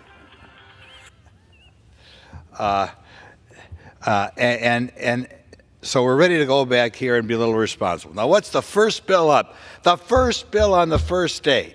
It's a bill that's going to cost just short of $200 billion. Not cut $200 billion as we try to, strengthen the value of the dollar. It's going to cost $200 billion. It is illuminating that the most co-sponsored bill around here is a bill to add another $200 billion to the country's debt. But that's the situation that we're in. Let's forget about the flowery language here. Now is the first opportunity to say no to spending. I was anticipating this biennium. We fight over bills worth $500 million or $1 billion. Now we have a bill before us for $190 billion, and everybody says it's time to bipartisanly spend way more. And the average American is already $100,000 in debt. So please, my colleagues, please remember the promises about excessive spending that we were all saying just 2 weeks ago. And please vote against this bill. Oh, I don't know what is going to happen to me if the first thing the Republicans do after coming back after this election season is pass a bill that's going to cost $200 million. And remember, the current system is built to provide a benefit for the low earner. These folks already have a pension and knew what the situation was they involved. Please don't spend $200 billion. Thank you. The gentleman reserves. Yes, Mr. Speaker. I would now like to recognize, but like to just point out as well that the Social Security Trust Fund is not part of the national debt. This proposal does not run up the national debt. It impacts the trust fund. And with that, Mr. Speaker, I yield 1 minute to the gentlelady from Oregon, Ms. Hoyle. The gentlelady is recognized. Thank you, Mr. Speaker. My father was in the fire service when this was passed in 1983. He retired in 1991, and because of this wrong, he will get less than people who have private pensions simply because he chose to protect and serve our community. I agree with what's been said earlier. We need to fix what's broken and do it the right way. It is why I believe we should pass the Social Security Expansion Act so that we can extend the solvency of Social Security, but that's not what's on the floor today. I could say a lot of things, but I think my cousin said it best. He called me when I was on the way here. And he's suffering permanent health effects from the time he spent at the World Trade Center after 9/11 and for the time he spent in the fire service, running into fires when everybody else was running away. And he said public employees, police officers, teachers, firefighters, and their spouses are punished for our commitment to serve our community. While trust fund babies and day traders get their full benefits, we do not. This is only part of the solution, but Yield the lady an additional minute. he said, Val, tell them they need to pass this bill. It's time to right this wrong. We have earned our benefits, and I encourage my colleagues to vote yes. I reserve. The gentleman reserves. The gentleman from Missouri is recognized. I reserve. The gentleman reserves. The gentleman from Connecticut is recognized. Thank you, Mr. Speaker. I have no further speakers, and I'm prepared to close. The gentleman is recognized to close. Thank you, Mr. Speaker. It is rare when you see in this body the number of people who have come together to support a bill. I think it demonstrates overwhelmingly how badly we need to come together and pass legislation that impacts the American people. And we see so many of them, as so eloquently stated by so many speakers today, especially Mr. Graves and Mr. Higgins, saying how these individuals have had money taken out of their paychecks and receive nothing. It's wrong. We all know that it's wrong. It needs to be corrected, and it needs to be paid for. I respect the idea and notion that we have to be fiscally responsible, but Social Security, the trust fund, is so solid, but for one thing: the inaction of the United States Congress for more than 53 years, failing the American people, failing to do the right thing for teachers, for firefighters, for police officers. And you know, I'll bet everybody here has heard from firefighters unions and from the teachers union and from others who are standing up and saying this is flat out wrong and it needs to be, and they're absolutely right. But there are other people that are hurt as well when items aren't paid for. What lobby or who's here to speak for the 5 million Americans who get below poverty level checks from the wealthiest nation in the world? Who speaks for them?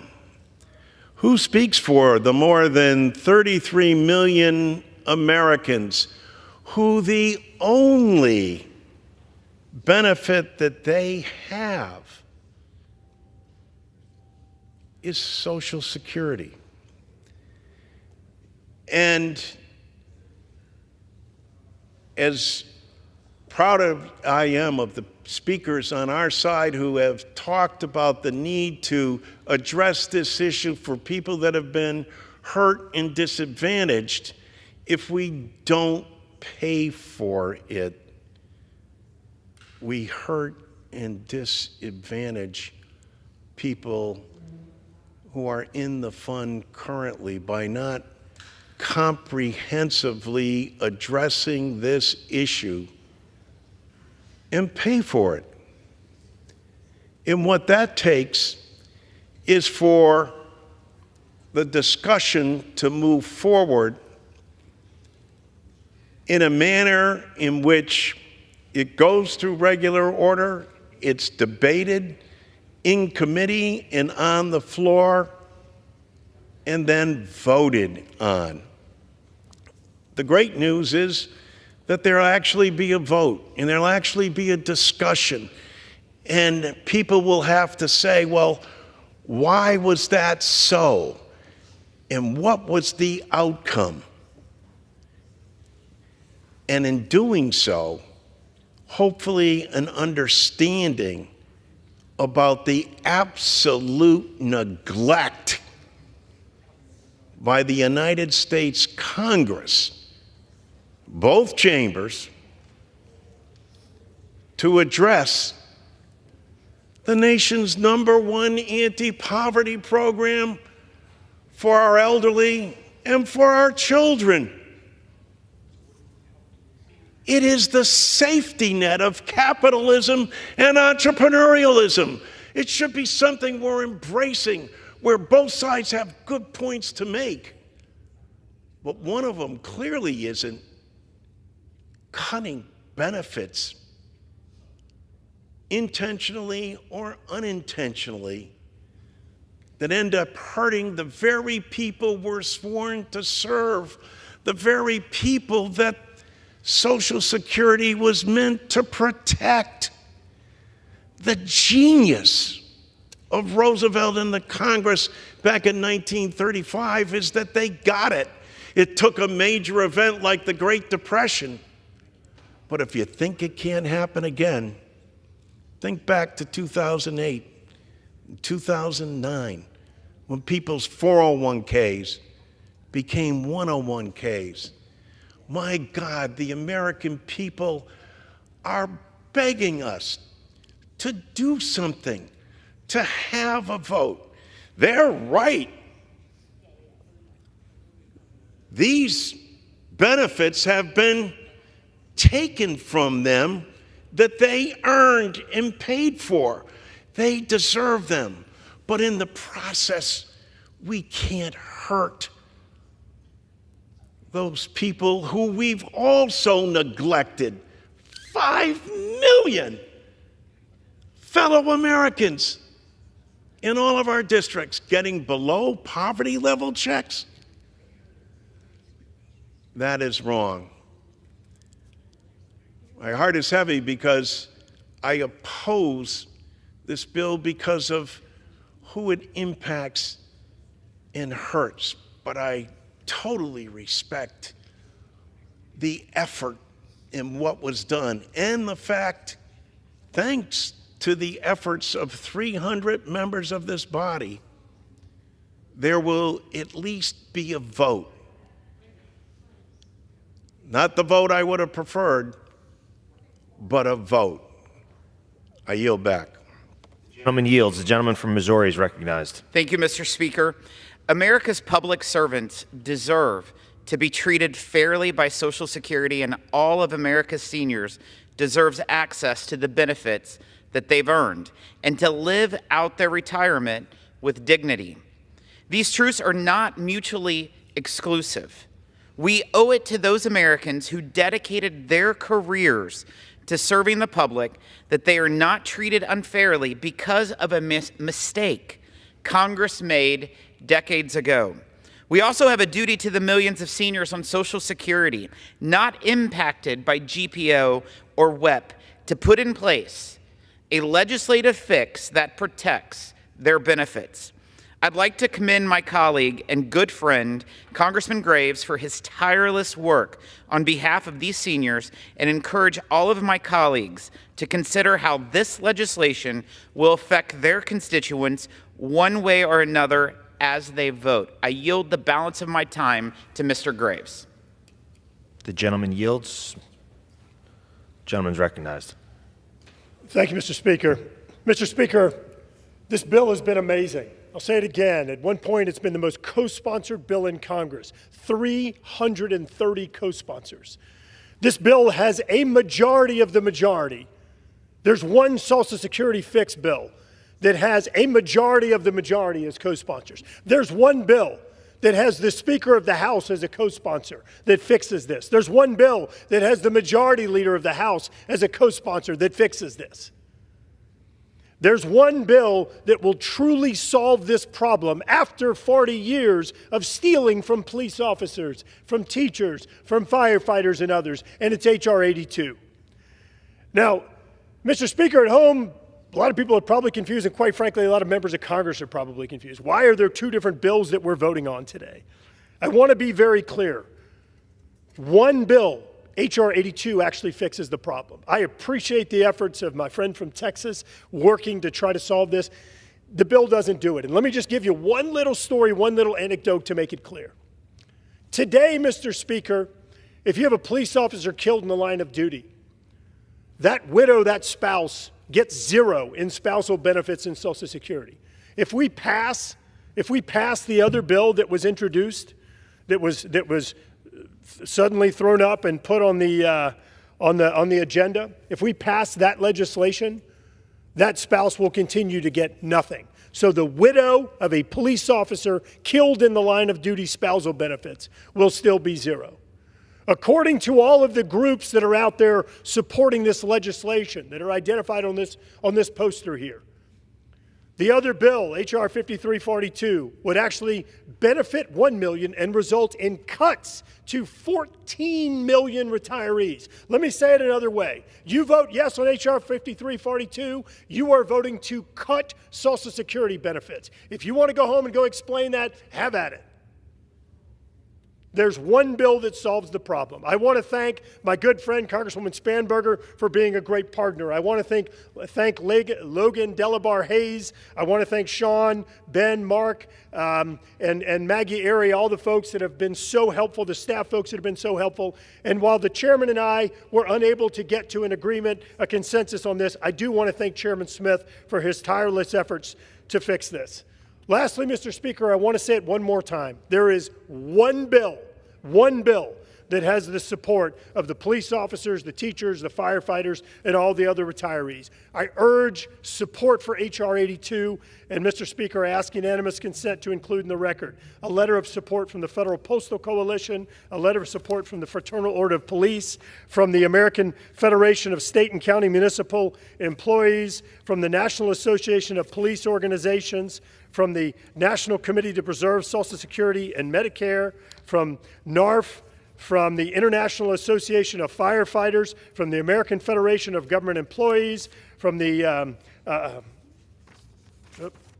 think I have one more. No, that was it.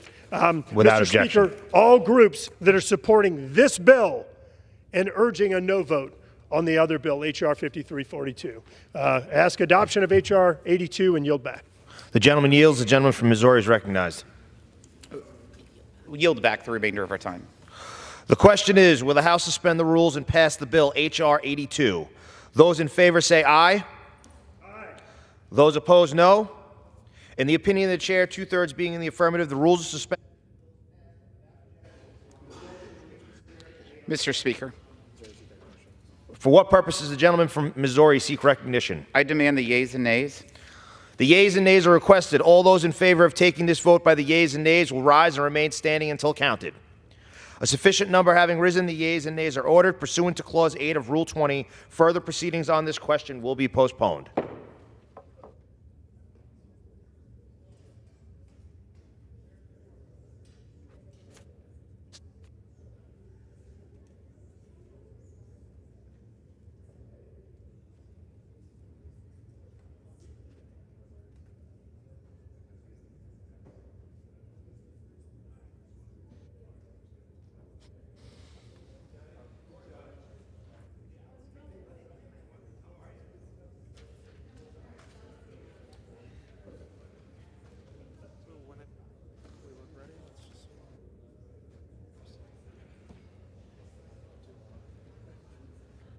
Ready?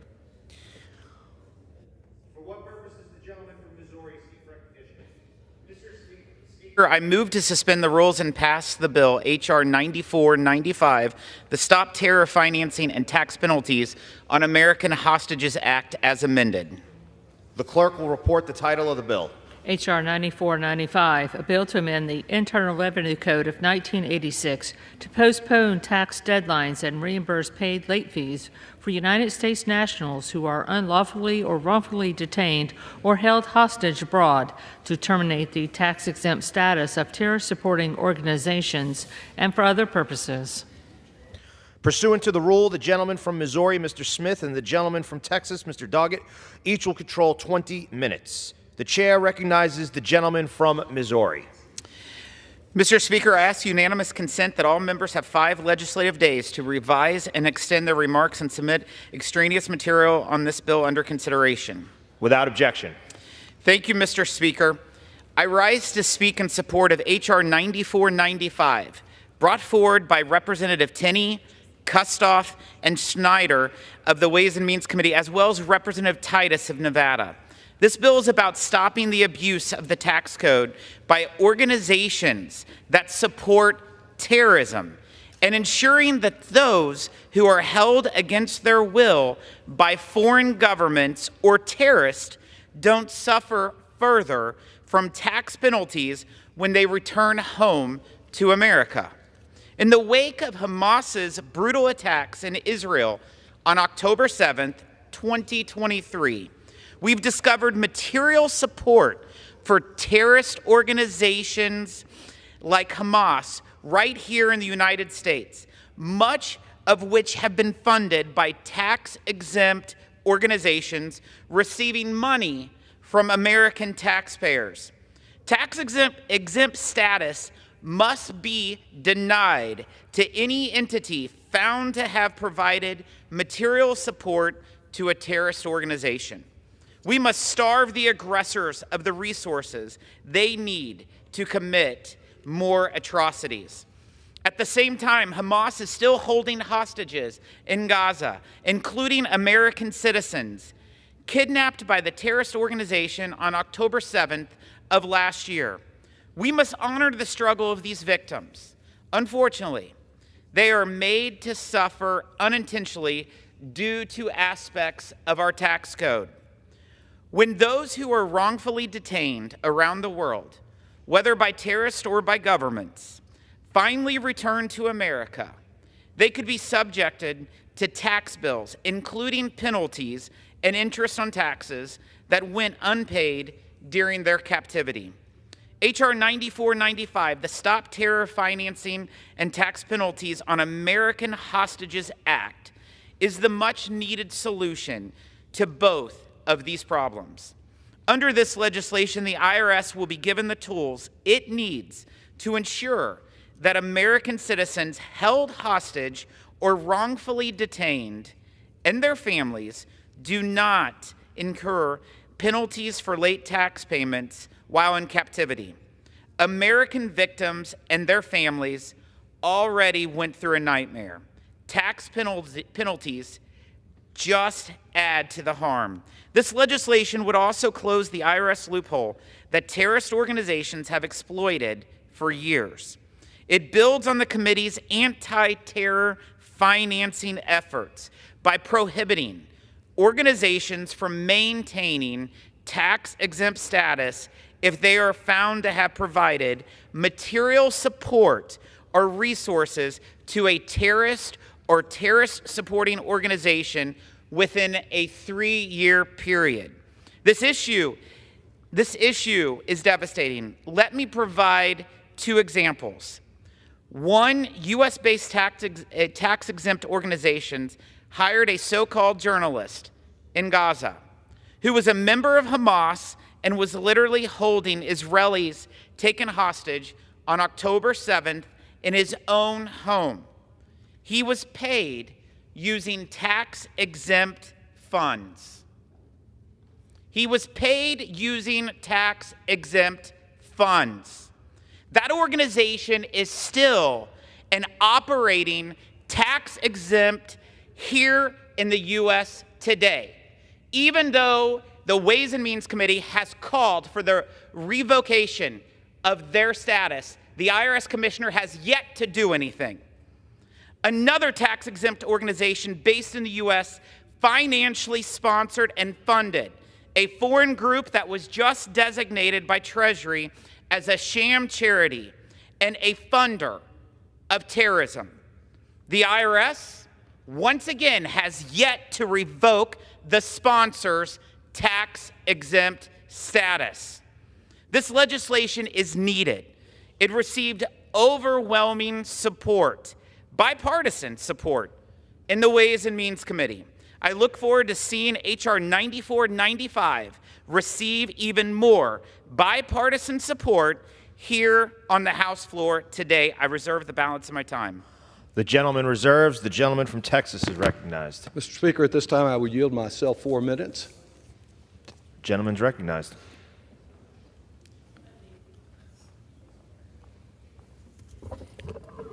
Mr. Speaker, this bill authorizes Donald Trump to recklessly impose a death penalty on any nonprofit in America that happens to be on his enemies list.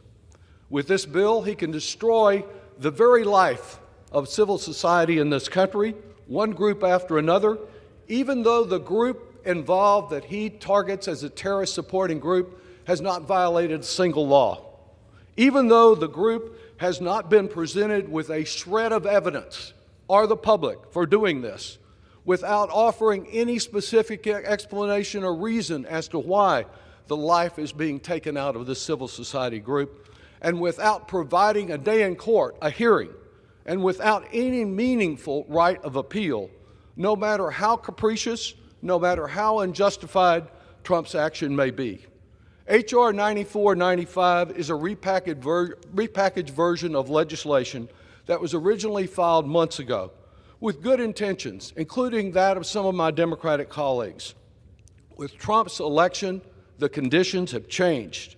The dangers of granting additional power to him are far outweighed by any benefits from this bill.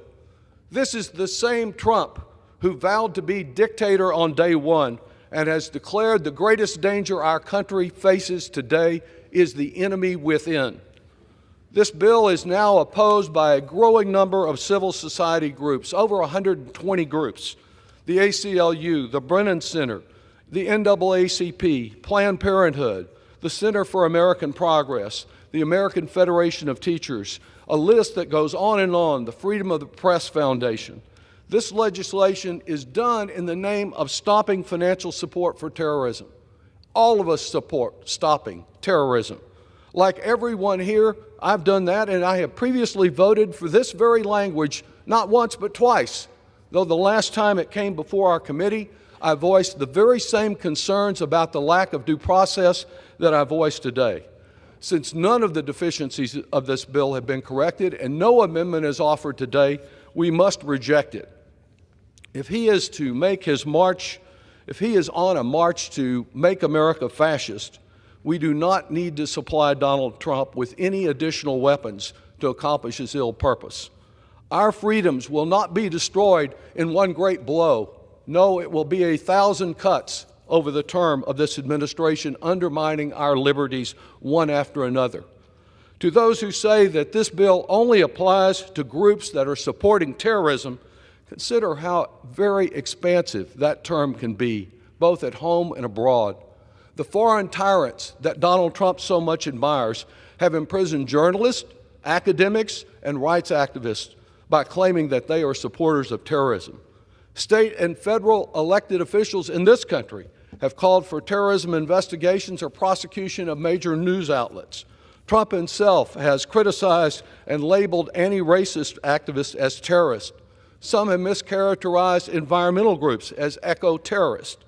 Under this bill, Trump's list of targets would only be limited by his imagination, not any guardrails in the bill. For example, Trump claimed that Democrats, myself included, who didn't clap enough for him in this chamber when he gave his first State of the Union, were traitors, that we were treasonous. He could target organizations that assist refugees for harboring terrorists, Planned Parenthood or a hospital for the alleged terror of abortion, an environmental group mislabeled as an eco-terrorist, a private university that permits too many anti-Trump demonstrations, a disability rights group that is objecting to Trump's interference with the Affordable Care Act, a shelter offering housing to, I yield myself another 2 minutes. A shelter offering housing to LGBTQ youth, a Vietnam Veterans of America group that previously declared Trump's attacks on Gold Star families disgraceful and un-American, think tanks that don't happen to think the way Trump wants it, groups fighting Christian nationalism, or simply any tax-exempt group not viewed as sufficiently pro-MAGA. Now, let's talk about the examples, the two examples that the chairman just referred to. He thinks the IRS commissioner has not acted swiftly enough, and it sounds like perhaps he's right. Well, who do you think appointed the IRS commissioner? His name is Donald J. Trump. The defect is not in the law as it exists today, but on the question of whether or not there is being proper administration of the law that exists today that can deal with terrorism. If the real purpose of this bill as well were simply to postpone tax filing deadlines for the very small number of Americans that have been detained hostage, as wrong as that is, are approving right now the bill that has lingered here as Republicans shelved it for 6 months, that the Senate approved to do that, to provide them that protection. We can put that bill on the president's desk right now. The very fact that the Republicans use this claim of helping hostages, it's a subterfuge, because what it's really about is empowering Trump to do more harm.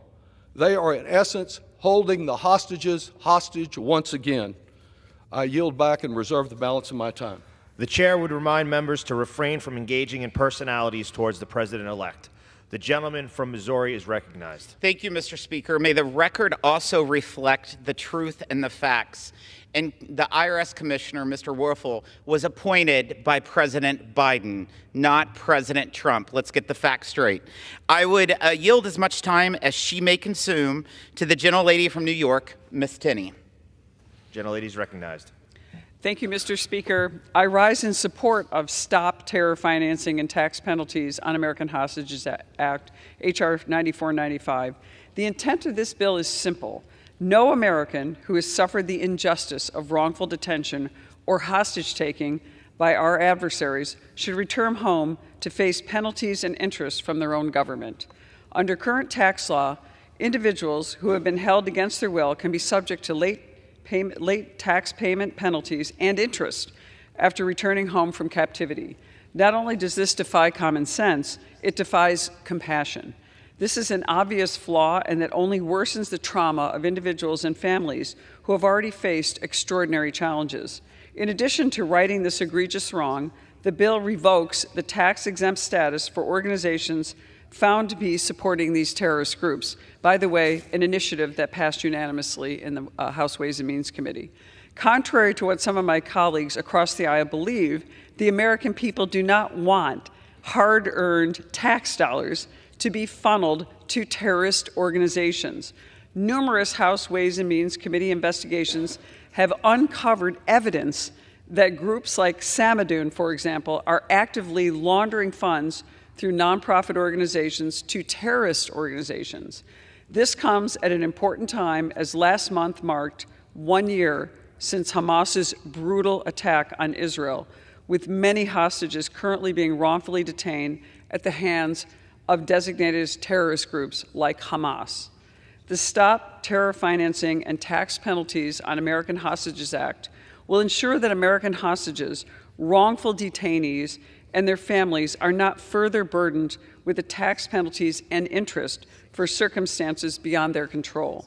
While I'm thankful that we are taking a pivotal step today to correct this injustice, we must continue to fight to secure the release of Americans being illegally held abroad, like my constituent, Ryan Corbett, a wonderful husband and father from Dansville, New York, who remains wrongfully detained by the Taliban. Ryan Corbett has been wrongfully detained by the Taliban for 825 days, being held in a 9-by-9-foot basement cell without regular access to a bathroom, sunlight, or medical care. Ryan's health is deteriorating quickly, and the situation is dire. I urge President Biden and Secretary Blinken to do everything in their power to bring Ryan home and reunite him with his amazing wife, Anna, and their 3 beautiful children, Katsia, Miriam, and Caleb. I want to thank Chairman Jason Smith, Speaker Mike Johnson, and Leader Steve Scalise for bringing this important bill to the floor. I'll also note that this bill passed unanimously out of the House Ways and Means Committee, including with the support of Ranking Member Richie Neal. In closing, I ask my colleagues to support the Stop Terror Financing Tax Penalties on American Hostages Act to send a clear message that we stand by our fellow citizens who have endured unthinkable consequences abroad. And with that, I thank you, and I yield my time.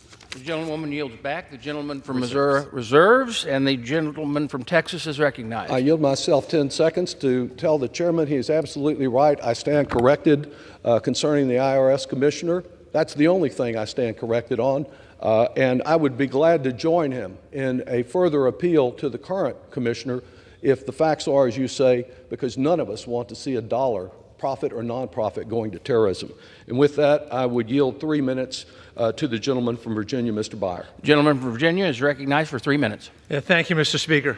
Mr. Speaker, I also stand in opposition to H.R. 9495, which would provide this administration and any future administration with sweeping unilateral authority to designate nonprofits as terror-supporting organizations and strip them of their tax-exempt status with no due process and without sufficient evidence.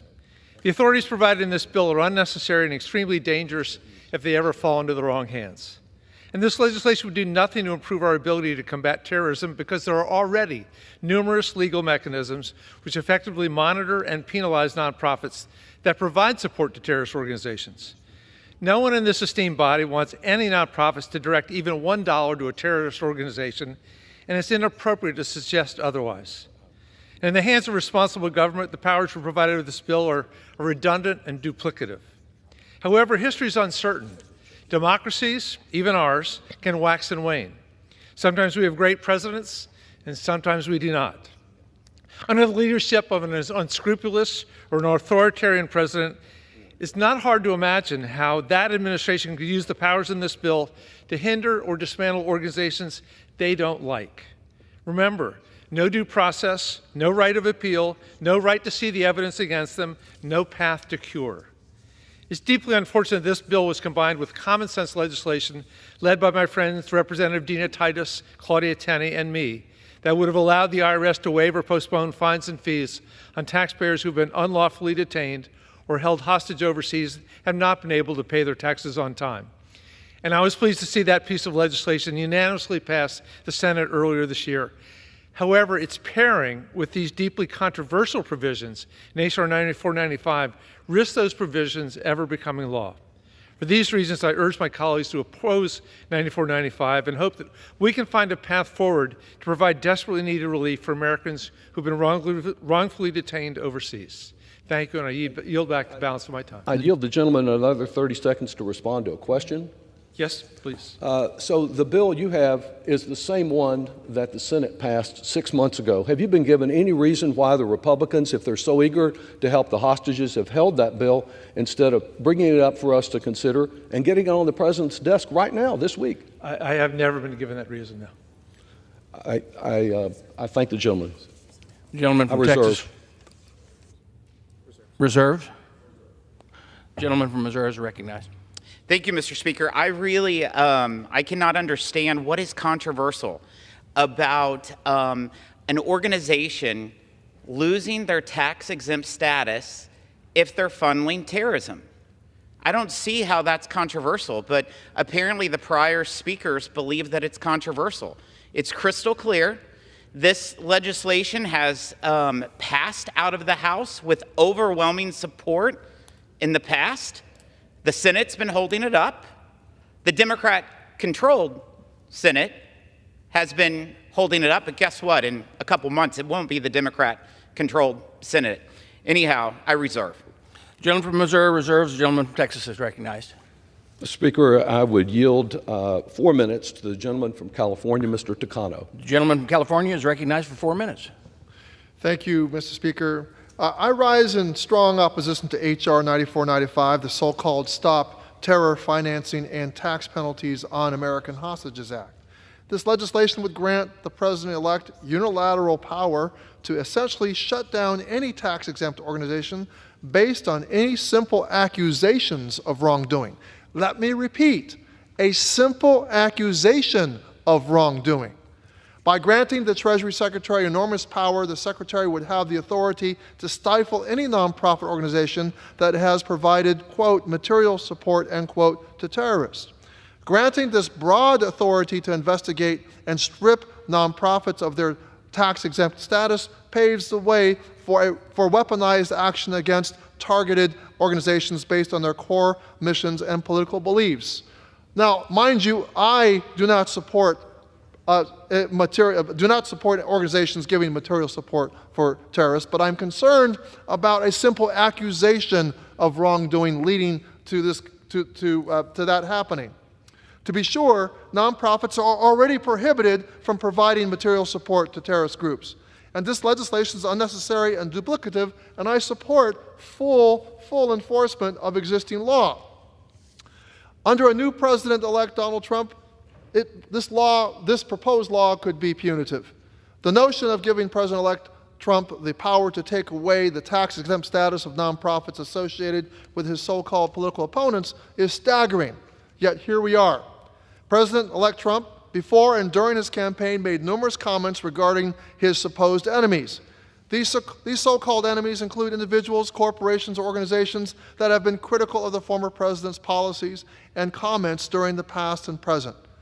Now let us consider the case of a reputable organization like the Japanese American Citizens League.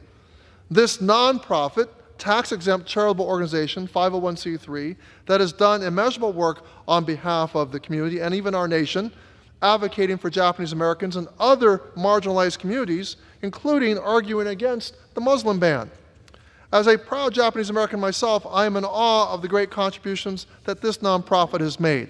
Yet, with this legislation before us today, one can predict a scenario in which this group may be targeted for supporting Muslims should a Trump Muslim ban 2.0 come to fruition. Every day in this country, nonprofits are doing incredible work. They touch a range of different policy areas and sectors, and with this bill are at significant risk. As written, this bill risks allowing LGBTQ organizations vulnerable to attacks solely due to their collaboration with human rights groups in hostile areas. Loss of tax exemption would mean that these organizations would be subject to corporate tax rates, increasing financial burdens and likelihood of financial hardship. New tax liabilities would divert funds away from core missions and activities, therefore impeding the work of supporting initiatives and community outreach. We all know well that organizations here that could be implicated are going to be based on political repercussions. A chilling effect of revoking tax-exempt status could deter other organizations from speaking up, essentially curtailing free speech. Current law dictates it is already a federal crime for nonprofits to provide this support for these groups. So why are we here today? Granting the executive branch such extraordinary power based off unilateral accusation paves the way for significant abuse. This bill is a gift to President-elect Trump, wrapped in a bow right before the holidays to seek vengeance on his so-called political opponents. Organizations such as J Street and the ACLU have come out in strong opposition to this bill for good reasons. The potential change in tax-exempt status would not only impact the financial stability of countless nonprofit organizations, but would severely, additional 30 seconds? I yield the gentleman another 30 seconds. Thank you. Gentleman has recognized for another 30 seconds. The potential change in tax-exempt status would not only impact the financial stability of countless nonprofit organizations, but would severely undermine their ability to carry out their core missions advocating for civil rights and social justice. Loss of funding and a reduction of capacity to serve communities threatens the survival and effectiveness of these nonprofits. We should be uplifting these organizations and not hindering their success. With that, I yield back. Gentleman yields back. The gentleman from Texas reserves. The gentleman from Missouri is recognized. Thank you, Mr. Speaker. I'll say it once again. It's pretty clear. This bill gives the IRS the authority it needs to revoke tax-exempt status for organizations that provide material support for terrorism. That's it. So the tax-exempt organizations that aren't providing material support for terrorism, they have nothing to fear. I reserve the balance of my time. Gentleman from Missouri reserves. The gentleman from Texas is recognized. Does gentlemen have further speakers? If not, I'm prepared to close. The gentleman from Texas is recognized. Mr. Speaker, I yield myself 5 minutes. The gentleman is recognized for 5 minutes. The ability to demand that no dollars flow from America to any terrorist organization has been long recognized in the law as it exists today. In fact, the chairman has conceded that when he says his complaint is that the IRS has not moved fast enough under existing law. This is not a question of an inadequate law. It is against the law today to provide support to a terrorist organization, be it exempt or non-exempt. The question here is whether we should change the law to eliminate the right to know what's the evidence to that effect. Is it just the chairman's claim that someone is a terrorist organization? If it is a terrorist organization, why not present the evidence? Why not provide an opportunity for a hearing for that evidence to be tested? Why not provide a meaningful right of appeal? No, none of these safeguards are there, and they're there for they're lacking for a reason. The desire is to be able to weaponize the Treasury with regard to these organizations and to do as has happened under one tyrant after another in another country, to claim that the opponents are terrorists, a term that is expansive. Unchecked authority to revoke the nonprofit status of such groups without cause or due process risk Trump truly weaponizing the Treasury Department and destroying civil society organizations across this country. As David Thompson with the National Conference of Nonprofits has said, by violating basic due process rights, this bill bodes ill without input from the charitable sector. As civil society groups have stated, over 120 of them, the executive branch could use this authority to target its political opponents and use the fear of crippling legal fees, the stigma of designation, and donors fleeing controversy to stifle dissent and chill speech and advocacy. It's not just the denial of tax status, it is the threat of denial. It is the use of intimidation at which our president-elect is an expert, to let this be an intimidation of one group after another, a church, a social organization that has nothing to do with terrorism but can be characterized as such by him, and that's all it takes. If Trump calls you a terrorist, just as he called me a traitor for not clapping long enough for him, that's all it takes under this bill. Then you have no hearing, you have no evidence, you have no true appeal rights. The supposed administrative provisions, administrative safeguards of this bill are a total sham. After you've found guilty and denied your taxpayer status, then you can complain about it. It's based on the principle that you're guilty before proven innocent. The process there provides no protection whatsoever. Again, with regard to helping the hostages, and let's be very clear about that. For 6 months, we have had in this House the opportunity to pass a Senate bill that is word for word a bill that's pending here in the House to help the hostages. Why has that not been done? The very fact that there is such great interest in the hostages today and such total insensitivity over the last 6 months to do anything about them tells you that there's an ulterior motive here, that the goal is not about helping perhaps a dozen hostages, victims, families have gone through hell. It's not about that. It's about placing one civil society group after another on the line under a new president to use unlimited discretion to attack his political foes. We have an opportunity tonight to either advance the cause of fascism or to push back about it, push back against it.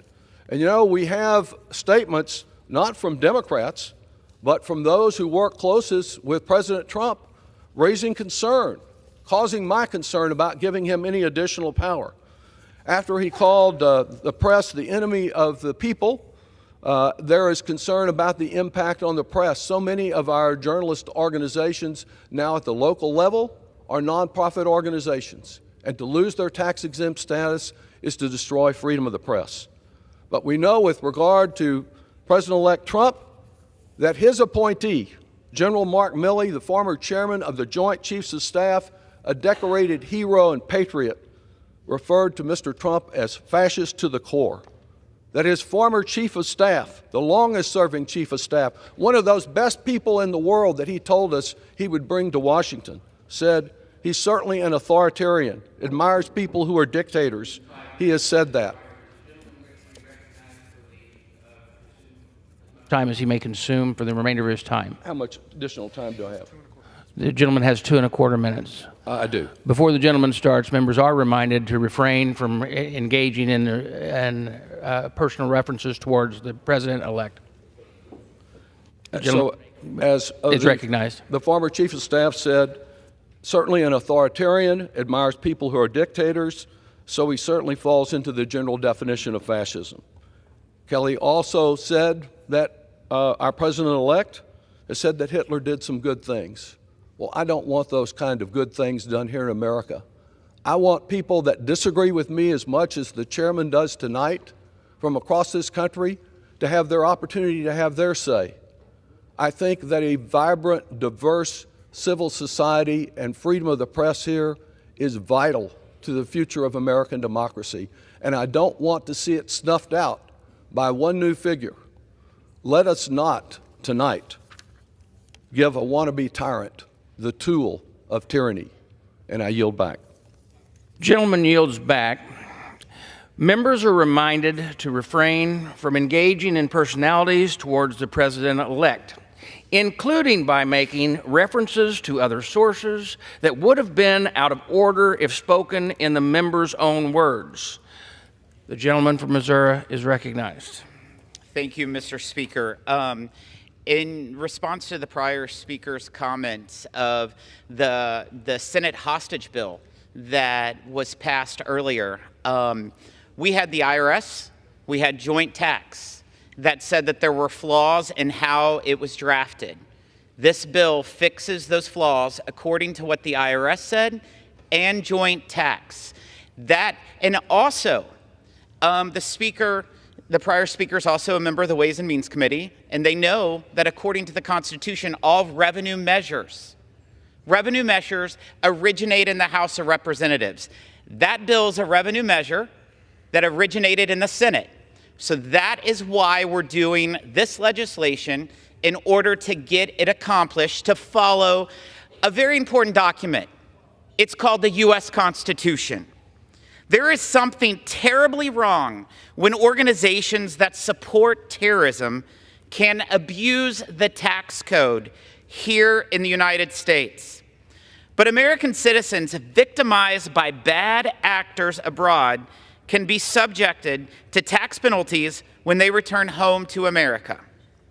There is something terribly wrong when a so-called journalist in Gaza who had been hired by a tax-exempt organization in the U.S., holds Israelis taken hostage in his own home for months. There is something wrong when the U.S.-based nonprofit sponsor of a designated sham charity and funder of terrorism still has not had its tax-exempt status revoked. And there is something terribly wrong when families have already gone through a nightmare just to face tax penalties when they get home. H.R. 9495 is the answer. It received overwhelming bipartisan support in the Ways and Means Committee. I look forward to even more bipartisan support here on the House floor today. Mr. Speaker, I yield back the remainder of my time. The gentleman yields back. The question is, will the House suspend the rules and pass the bill H.R. 9495 as amended? Those in favor say aye. Those opposed, no. In the opinion of the chair... Mr. Speaker, excuse me. In the opinion of the chair, 2/3 being in the affirmative, the rules are suspended and the bill is passed without objection. The motion to reconsider is laid on the table. Mr. Speaker, I would ask for the yeas and nays, and pending that would raise a point of order that a quorum is not present. Yeas and nays are requested, and those...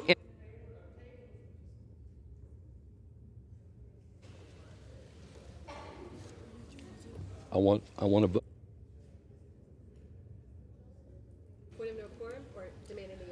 Is the gentleman demanding the yeas and nays, or is he making a point of no quorum? I am. Demanding the yeas and nays. I raise a point of order that a quorum is not present, Mr. Speaker. Thank you. Pursuant to Clause 8 of Rule 20, further proceedings on this motion will be postponed.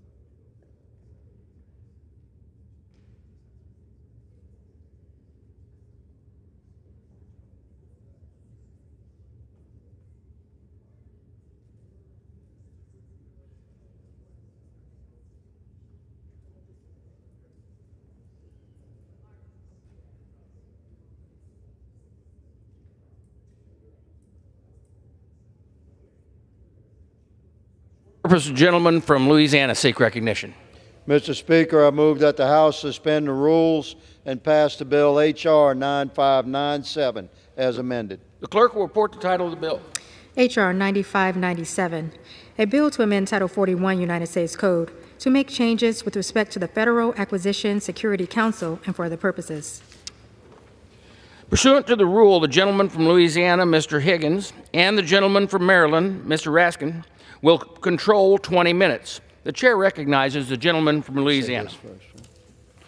Mr. Speaker, I ask unanimous consent that all members have 5 legislative days in which to revise and extend their remarks and include extraneous material on this measure. Without objection. Mr. Speaker, I yield 4 minutes to the gentleman from Kentucky, the chairman of our committee, Mr. Comer. The gentleman from Kentucky is recognized for 4 minutes. Thank you, Mr. Speaker, and I want to thank the gentleman from Louisiana for yielding. Our foreign adversaries have been using information technology and telecommunications equipment to infiltrate and exploit the systems of federal agencies. Congress has worked to address this threat by passing numerous bills to prohibit federal agencies from purchasing or using technology from sources of concern. This includes legislation to prohibit federal agencies from using telecommunications and video surveillance equipment provided by certain Chinese companies, legislation to prohibit federal agencies from procuring electronic products or services that include semiconductors produced by certain Chinese companies, and legislation to prohibit federal agencies from buying or using drones manufactured or assembled by certain Chinese companies. In addition to these outright prohibitions, Congress has also previously established the Federal Acquisition Security Council, or the FASC. The FASC has the authority to recommend that agencies exclude certain sources from federal procurement processes or remove certain technologies from federal information systems. However, Congress must have a more active role in directing the FASC to consider the exclusion and removal of certain sources of concern from federal systems. This bill, the FASC Improvement Act, authorizes the FASC to issue binding removal and exclusion orders when directed by Congress. Such new binding removal and exclusion orders would complement the existing authorities of the FASC to issue recommendations. However, this new authority provides Congress a streamlined and standardized process for prohibiting federal agencies from buying or using a source of concern in the future. To carry out this responsibility, the FASC needs to have adequate support and be appropriately resourced. H.R. 9597 provides this support by strengthening the governing structure of the FASC by moving it into the Executive Office of the President and elevating the FASC's agency membership requirements. The bill expands the FASC focus to include acquisition security more broadly beyond its current narrower focus on supply chain risks, and requires the FASC to proactively monitor and evaluate certain sources for ongoing risk. This bill also reallocates currently authorized appropriations to establish a FASC program within the Office of the National Cyber Director. This FASC program is authorized to provide the FASC critical operational, legal, and policy support it needs to draft and issue removal and exclusion orders, such support that it currently lacks. Importantly, this bill incorporates best practices from the recent government-wide procurement prohibitions, including necessary due process considerations, national security exemptions, case-by-case waiver processes, and second-order prohibitions. In other words, the FASC Improvement Act consolidates the past 6 years of congressional legislation addressing national security procurement risk by reforming established processes and expanding authorities.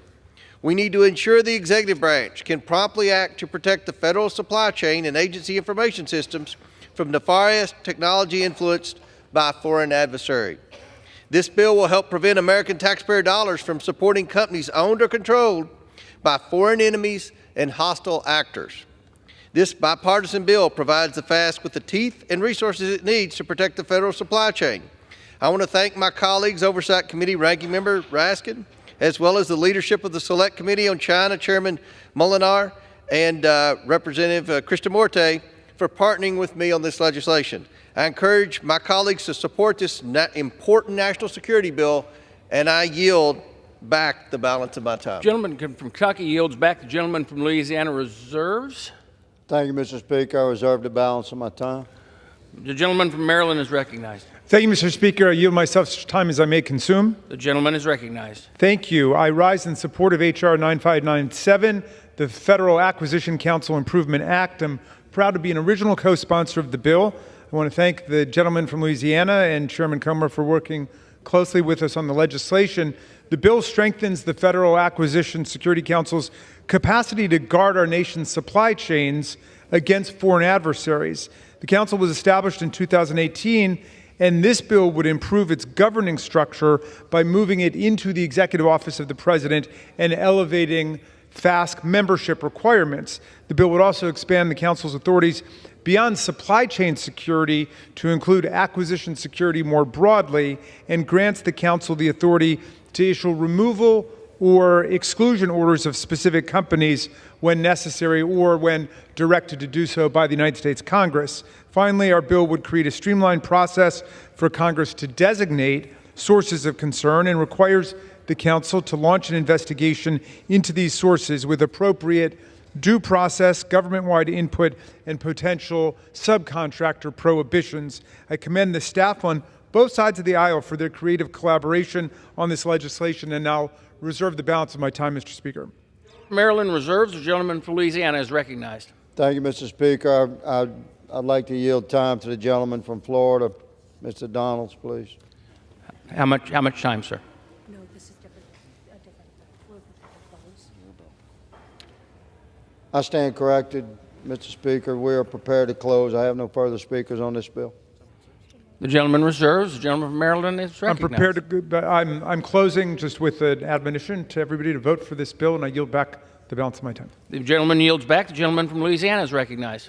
I support the bill, Mr. Speaker, and I yield. The question is, will the House suspend the rules and pass the bill H.R. 9597 as amended? All those in favor say aye. All those opposed, no. In the opinion of the chair, 2/3 being in the affirmative, the rules are suspended. The bill is passed, and without objection, the motion to reconsider is laid on the table. For what purpose, gentlemen from Louisiana, seek recognition? Mr. Speaker, I move that the House suspend the rules and pass the bill H.R. 9592 as amended. The clerk will report the title of the bill. H.R. 9592, a bill to amend Title 44 United States Code to modernize the Federal Register and for other purposes. Pursuant to the rule, the gentleman from Louisiana, Mr. Higgins, and the gentleman from Maryland, Mr. Raskin, will control 20 minutes. The chair now recognizes the gentleman from Louisiana. Mr. Speaker, I ask unanimous consent that all members have 5 legislative days in which to revise and extend their remarks and include extraneous material on this measure. Without objection. I yield myself such time as I may consume. The gentleman is recognized. Thank you, Mr. Speaker. I rise in support of H.R. 9592, the Federal Register Modernization Act. Our government must be both transparent and accountable to the American people. Laws requiring proper record keeping are vital to both. In 1935, the Federal Register Act established the Federal Register, a daily publication of the federal government's activities, including presidential documents, proposed and final rules, and public notices. In other words, the Federal Register provides official notice to the public and Congress that an executive branch document exists. The Federal Register also provides the building blocks for the Code of Federal Regulations, which makes it easier for the American public to find and understand the federal regulations governing our nation. In 1994, the Government Publishing Office began publishing the Federal Register online with modern search tools and downloadable content. Congress has recently taken steps to make the Federal Register more efficient by passing the Federal Register Printing Savings Act of 2017. However, additional reforms are still needed to alleviate the Government Publishing Office of the 1935 laws to require print and distribution of paper copies of the Federal Register every day. H.R. 9592 allows the Government Publishing Office to stop wasting paper and money and instead publish the Federal Register and the Code of Federal Regulations online. The bill also streamlines the process for federal agencies to transmit official documents to the National Archives, ensuring a more efficient process for making these important federal documents public. And lastly, the bill provides necessary safeguards so that backup physical copies are properly stored and alternate publication systems can be established in cases of continuity of government or national crisis. Taken together, these reforms will bring the Federal Register into the 21st century and save taxpayer dollars. I urge my colleagues to join me in supporting this common sense legislation, and I thank my colleague, Representative Connolly, for partnering with me to ensure these long overdue reforms get done. Mr. Speaker, I reserve the balance of my time. The gentleman from Louisiana reserves. The gentleman from Maryland is recognized. Thank you. I yield myself such time as I may consume, Mr. Speaker. And gentleman is recognized. Thank you. I rise in support of H.R. 9592, the Federal Register Modernization Act. The bill represents a big step forward in streamlining how the government retains public records and communicates with the public. The Federal Register Act of 1935 was designed to ensure government transparency by requiring publication of federal laws, presidential proclamations, agency rules, and public notices in the Federal Register. With the increasing use today of digital devices to conduct government operations, an electronic edition of the Federal Register is published every single business day.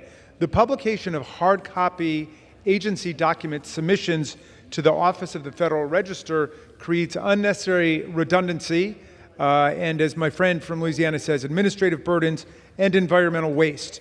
In 1936, the Office of the Federal Register published 2,620 pages in a year, just over 2,500 pages. By 2023, the Federal Register had expanded to more than 90,000 pages in a year. The volume of federal documentation has grown exponentially over the last century, so the need for a more efficient and streamlined process is obvious.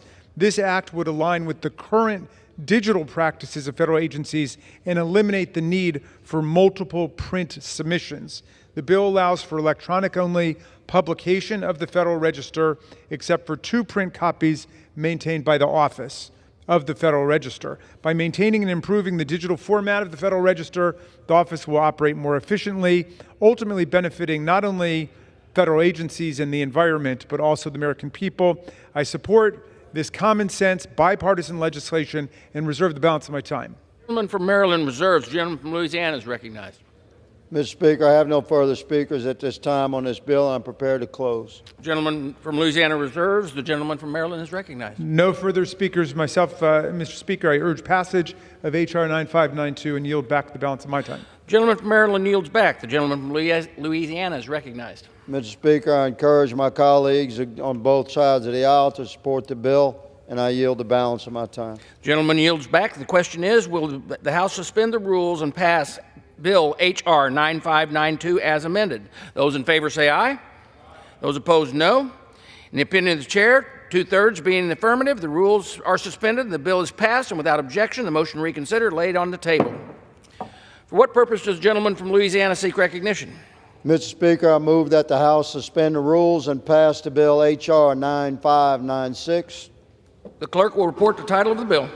H.R. 9596, a bill to amend Title 41 United States Code and Title 10 United States Code to provide best value through the Multiple Award Schedule Program and for other purposes. Pursuant to the rule, the gentleman from Louisiana, Mr. Higgins, and the gentleman from Maryland, Mr. Raskin, will control 20 minutes. The chair recognizes the gentleman from Louisiana. Mr. Speaker, I ask unanimous consent that all members have 5 legislative days in which to revise and extend their remarks and include extraneous material for this measure. Without objection. I yield myself such time as I may consume. Gentleman is recognized. Thank you, Mr. Speaker. I rise in support of H.R. 9596, the Value Over Cost Act, and I'd like to recognize the gentleman from Florida, Mr. Donalds, for 3 minutes to speak on the bill. The gentleman from Florida is recognized for 3 minutes. Thank you, Mr. Speaker. I rise today in strong support of the Value Over Cost Act. This is a simple, common sense piece of legislation that modernizes the antiquated federal procurement process. Specifically, this bill provides the General Services Administration with additional contracting flexibility by allowing for consideration of best value, in addition to lowest overall cost alternative. Instead of just looking at the initial price tag, the federal government should be fiscally responsible and also consider the contractual value of products and services over time, if it's in the best interest of the federal government. Ultimately, my bill increases contractual flexibility and contracting competition, provides clarity for acquisition stakeholders, maximizes the federal government's ability to procure modern technology, and helps the small business community by reducing regulatory burdens associated with federal procurement. In sum, I urge my colleagues to vote in favor of this common sense piece of legislation, and I yield back to the gentleman from Louisiana. The gentleman from Florida yields back. The gentleman from Louisiana reserves. I reserve. The gentleman from Maryland is recognized. Thank you, Mr. Speaker. I yield myself such time as I may consume. The gentleman is recognized. And I rise in favor of H.R. 9596, the Value Over Cost Act. The GSA keeps a list of goods and services that are available to federal agencies from multiple GSA-approved vendors at different prices. This schedule is known as the Federal Supply Schedule.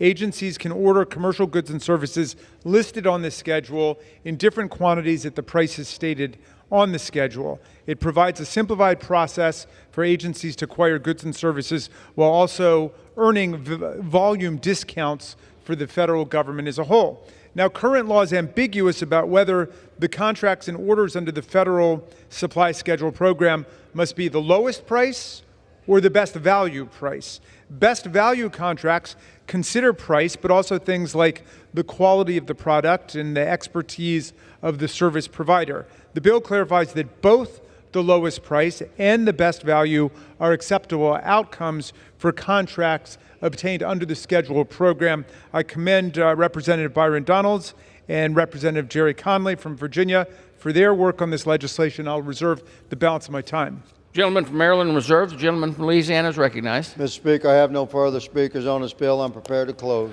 The gentleman from Louisiana reserves. The gentleman from Maryland is recognized. And I'm happy to yield back the balance of my time. The gentleman yields back the balance of his time. The gentleman from Louisiana is recognized. Thank you, Mr. Speaker. I encourage my House colleagues to support this bill, and I yield the balance of my time. Gentleman yields back. The question is, will the House suspend the rules and pass H.R. 9596? Those in favor say aye. Those opposed, no. In the opinion of the Chair, 2/3 being in the affirmative, the rules are suspended and the bill is passed without objection. The motion to reconsider is laid on the table. For what purpose does the gentleman from Louisiana seek recognition? Mr. Speaker, I move that the House suspend the rules and pass the bill H.R. 5301 as amended. The clerk will report the bill.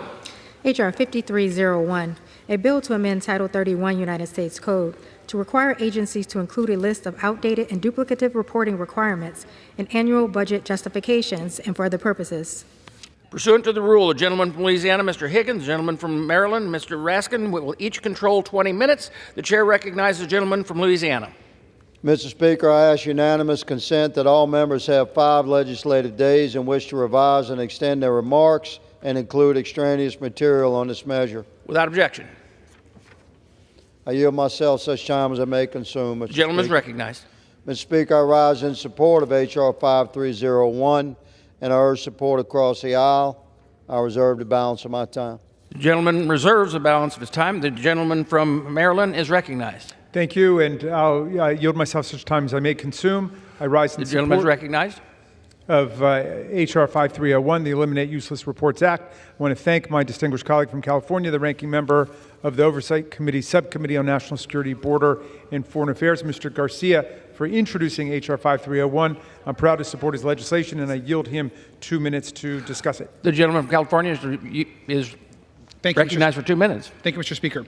I rise today to support this common sense bipartisan bill, the Eliminate Useless Reports Act, and I'd like to thank my co-lead, Representative Grothman of Wisconsin, for all his work and support.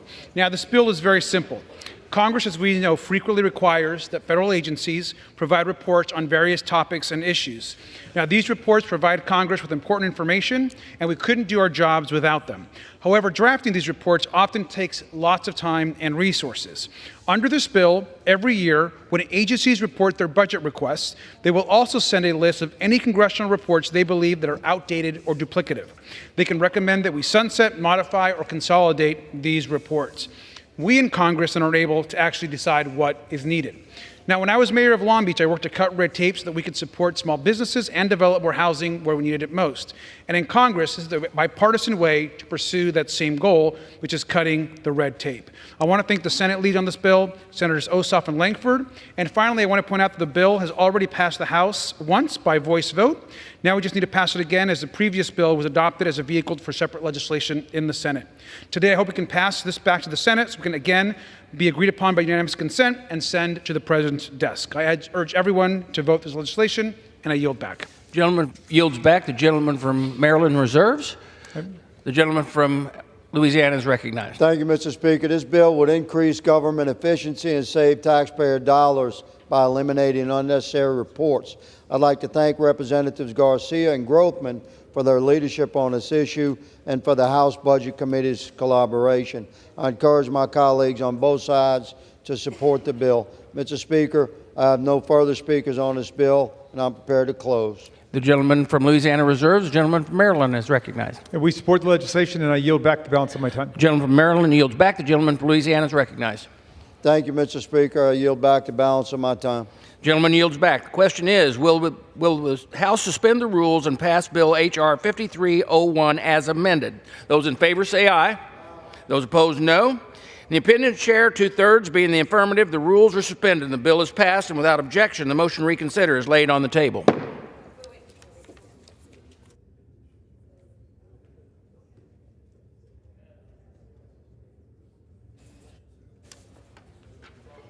We're going. Proceedings will resume on motions to suspend the rules previously postponed. Votes will be taken in the following order: H.R. 82, H.R. 5342, and H.R. 9495, if ordered. The first electronic vote will be conducted as a 15-minute vote pursuant to Clause 9 of Rule 20. Remaining electronic votes will be conducted as 5-minute votes.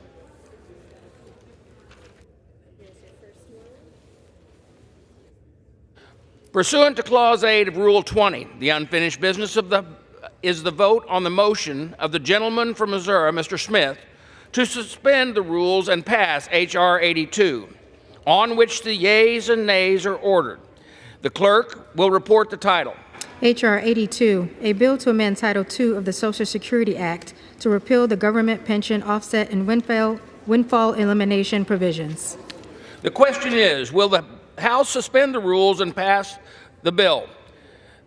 Members will record their votes by electronic device. This is a 15-minute vote.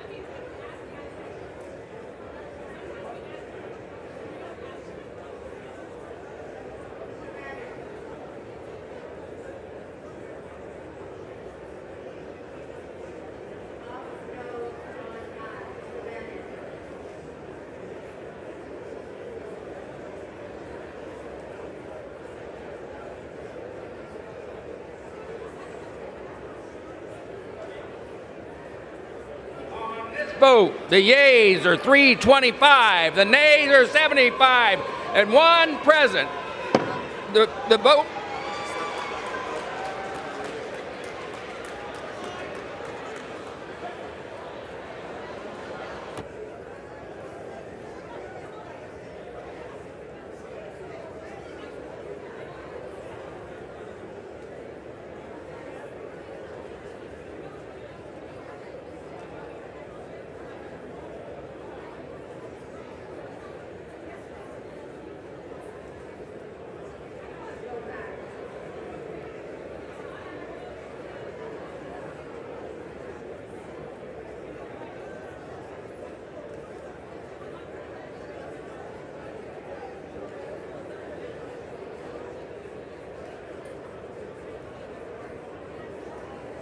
On this vote, the yeas are 327, the nays are 75, present is 1.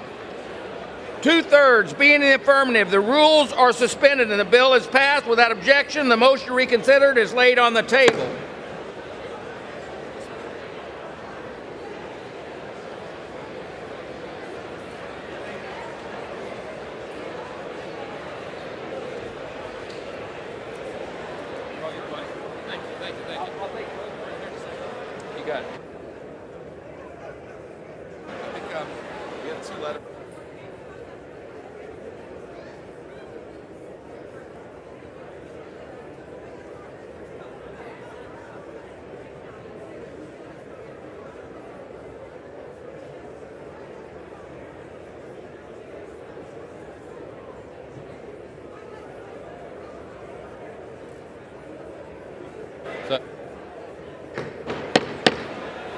The House come to order.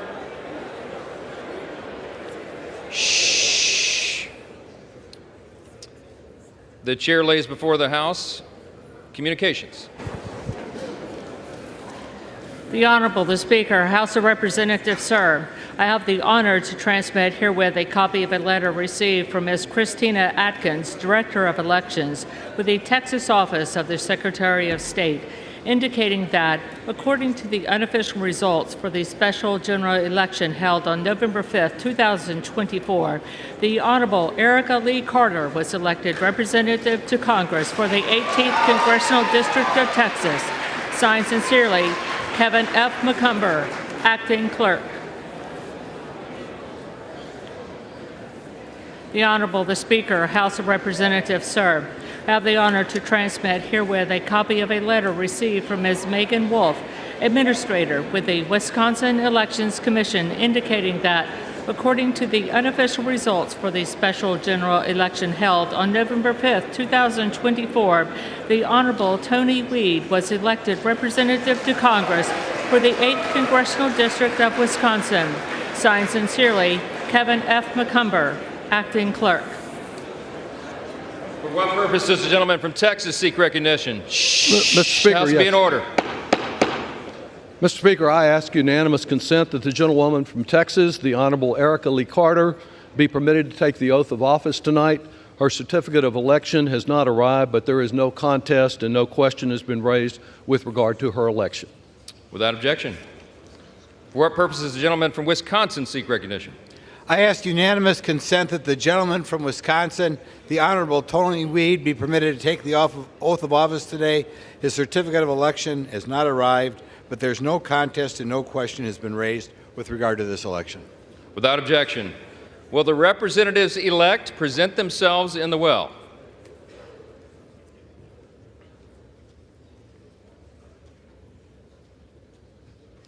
All members will rise, and the representatives-elect will please raise their right hands. Do you solemnly swear or affirm that you will support and defend the Constitution of the United States against all enemies, foreign and domestic, that you will bear true faith and allegiance to the same, that you will take this obligation freely without any mental reservation or purpose of evasion, and that you will well and faithfully discharge the duties of the office on which you are about to enter, so help you God? I swear. Congratulations, you're now members of the 118th Congress.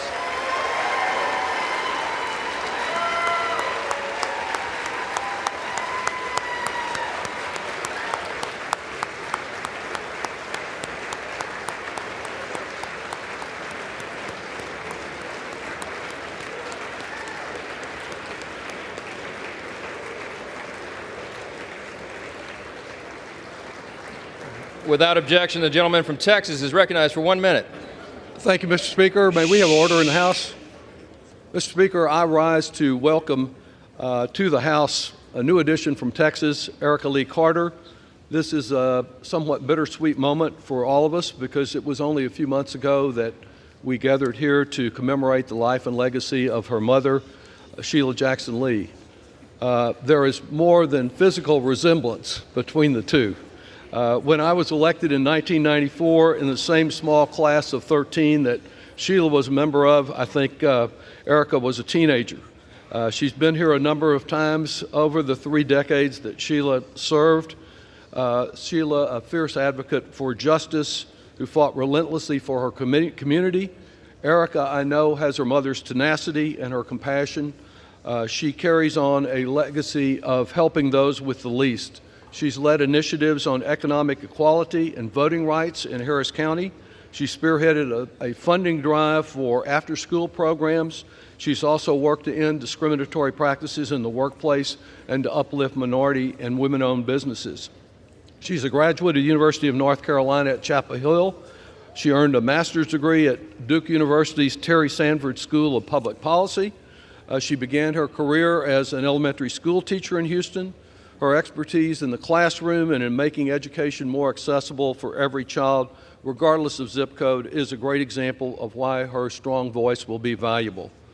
While cancer cruelly cut Sheila's term short, and Erica will be with us for a short time, I believe that we can count on her to continue carrying the torch for social justice in whatever role she may play, and we welcome her tonight. I yield back. I yield to our new colleague for her maiden speech, Ms. Lee Carter. Thank you, Congressman Doggett, my fellow colleagues in the Texas delegation, Mr. Speaker, and Leader Jeffries for welcoming me to the House. I, Congresswoman Erica Lee Carter, rise on behalf of the 18th Congressional District of Texas to return their voice and their vote to this esteemed body, the United States House of Representatives, to finish the 118th Congress with dignity, honor, and service. I thank God, the author and finisher of my faith, for this awesome privilege, which I do not take lightly. I thank my husband, Dr. Roy L. Carter Jr., for his unwavering support and sense of humor that keeps me going. To my twin children, Roy Lee Carter III and Ellison Bennett Carter, I love you with all of my heart. To my father, Dr. Elwin C. Lee, your unconditional love and guidance has continued to lift me. To my brother, Jason Lee, and cousin Whitney, thank you for being my biggest supporters. To the Jacksons, Lees, Carters, Cannons, and other extended family, thank you for being with me throughout this enormously challenging time and serving as a source of strength and support. I am honored to be the 5th person to serve the 18th Congressional District of Texas, a line of service which began with the Honorable Barbara Jordan, yes, who was the first Black woman from the South to be elected to Congress. She was followed by the Honorable Mickey Leland, a global humanitarian, yes, who brought attention to the suffering of many around the world, particularly on the continent of Africa. After Mickey came the Honorable Craig Washington, who was an astute jurist. Thank you. And then came my mother, the Honorable Sheila Jackson Lee. Thank you. Thank you.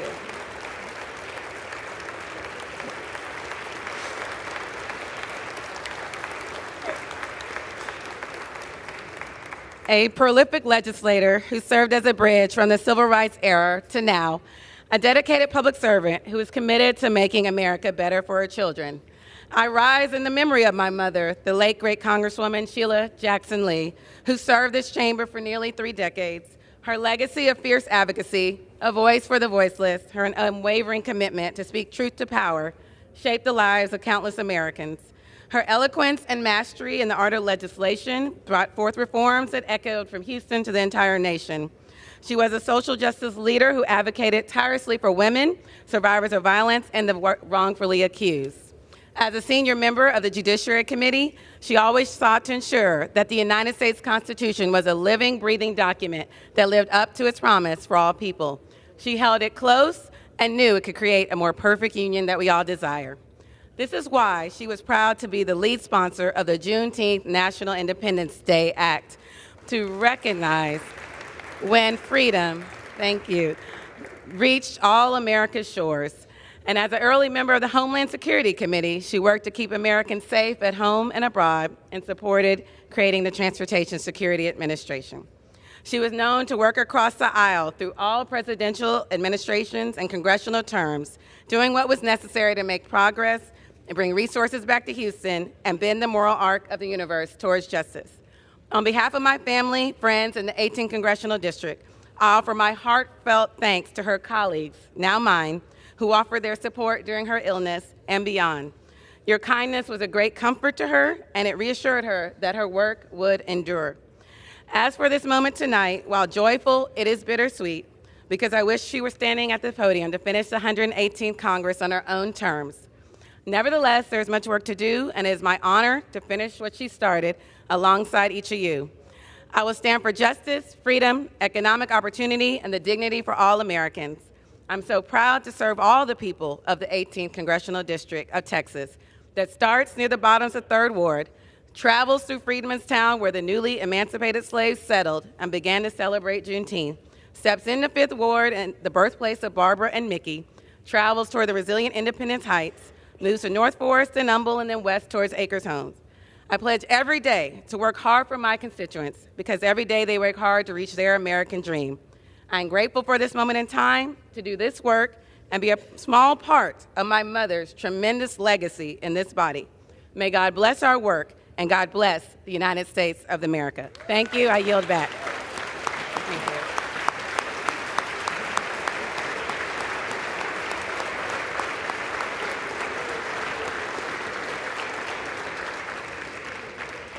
Without objection, the gentleman from Wisconsin is recognized for 1 minute. Thank you. I'd like to congratulate the newest member of the Wisconsin delegation, Tony Weed, on being sworn in this evening. Tony joins our delegation with an impressive 3-decade career, starting building and running 3 retail outlets in northeast Wisconsin, including Dino Stop locations in Green Bay, Ledgeview, Manitowoc, New Franken, Little Swamico, and Abrams. Through his years in business, Tony's learned a lot about the value of hard work, strong customer service, and uniting people around a common mission. Tony's employed hundreds of Wisconsinites over the years, and he now brings that same common sense, business acumen to this body where he's greatly needed, where we need more people dealing with the common sense that requires you to be a small businessman, and he's going to help the everyday Americans pursue the American dream. Once again, I extend my heartfelt congratulations to Tony, his wife Angela, and his 4 sons, Charlie, Frank, George, and Simon, on this momentous occasion. I certainly had a chance to see his 4 sons on the campaign trail. They're like a whirlwind across northeastern Wisconsin. With that, I'd like to congratulate the gentleman from Wisconsin, Congressman Tony Weed.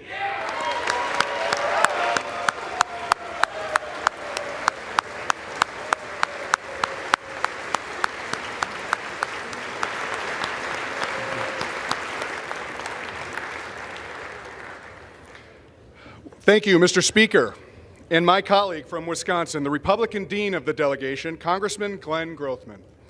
I want to start by expressing my deepest gratitude to my wife of 24 years, Angela.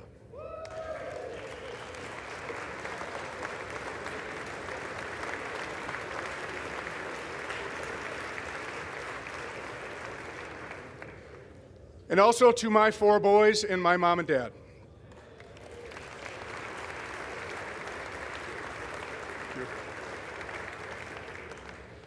Family's everything to me, and all of you have made this journey so much fun and special. I also want to thank my constituents for placing their trust in me. It's a privilege to serve you and an honor of a lifetime. Our country faces a lot of difficult challenges: record high inflation, a border crisis, and increasing crime rates in our neighborhoods, to name only a few. Now is the time to bring some Wisconsin common sense to Washington to lower costs, secure our border, and rein in out-of-control government spending. I ran for Congress to solve America's toughest problems, and I pledge to work with my congressional colleagues to lower prices for Northeast Wisconsin's middle class, families, small businesses, and farmers. by putting more money back in their pockets. I'm excited to get to work. Thank you. I'm excited to get to work, and with that, I yield back.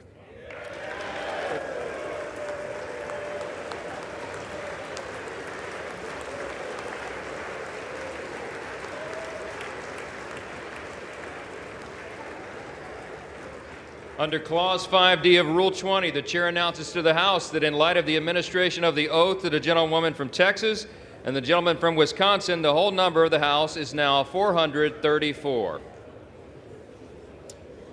Pursuant to Clause 8 of Rule 20, the unfinished business is the vote on the motion of the gentleman from Texas, Mr. Arrington, to suspend the rules and pass H.R. 5342, on which the yeas and nays are ordered. The clerk will report the title. H.R. 5342, a bill to amend Title II of the Social Security Act to replace the windfall elimination provision with a formula equalizing benefits for certain individuals with non-covered employment and for other purposes. The question is, will the House suspend the rules and pass the bill? Members will record their votes by electronic device. This is a 5-minute vote.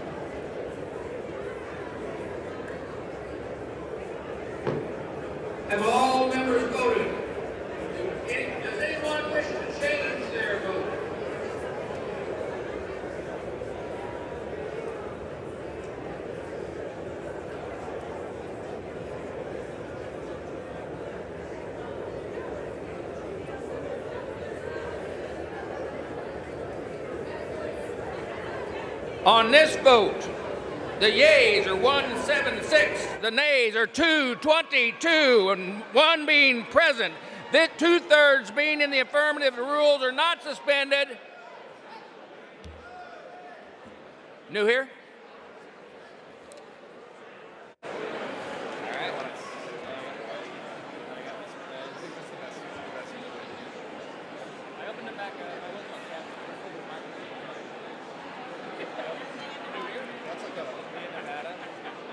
Ms. Lee of Nevada.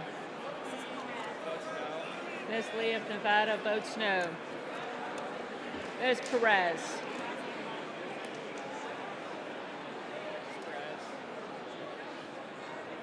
Off aye, on no for Ms. Perez.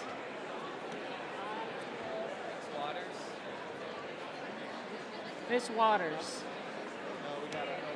Ms. Waters votes no. Mr. Davis of Illinois. Mr. Davis of Illinois voted no. Tally it up. Yeah.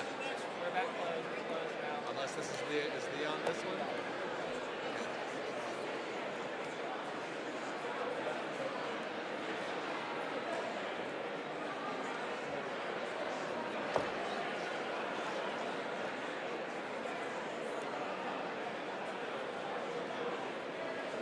On this vote, the yeas are 175, the nays 225, and one recorded as present.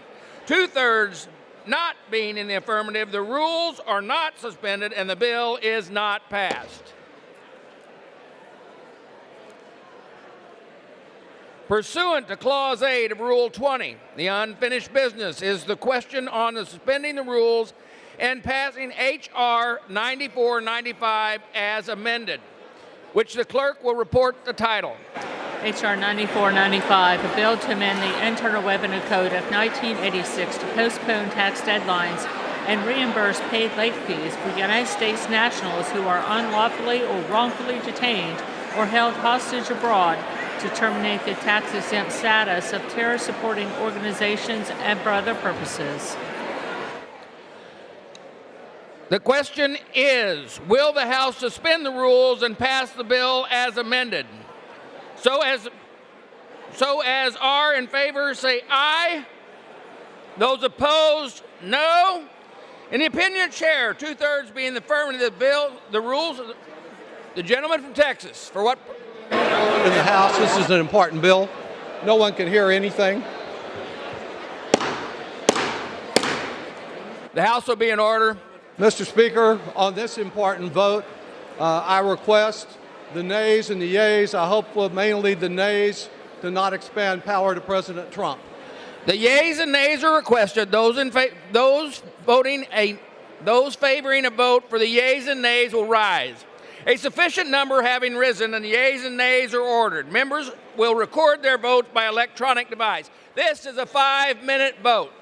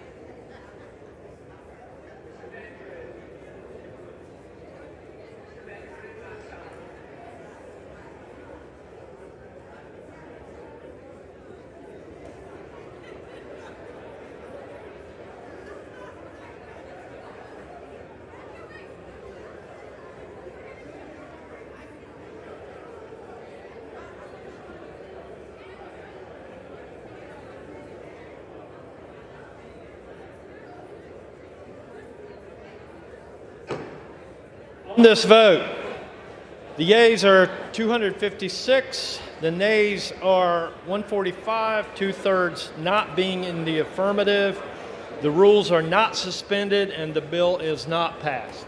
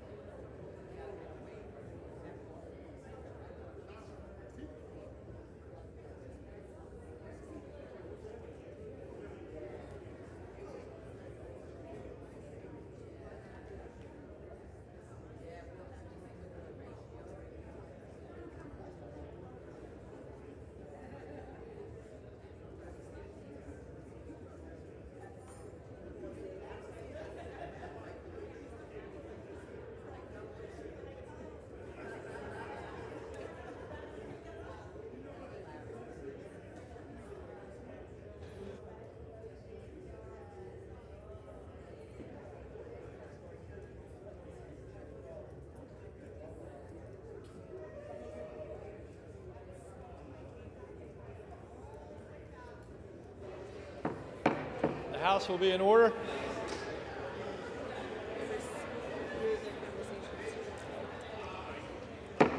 Members, please move your conversations off the floor.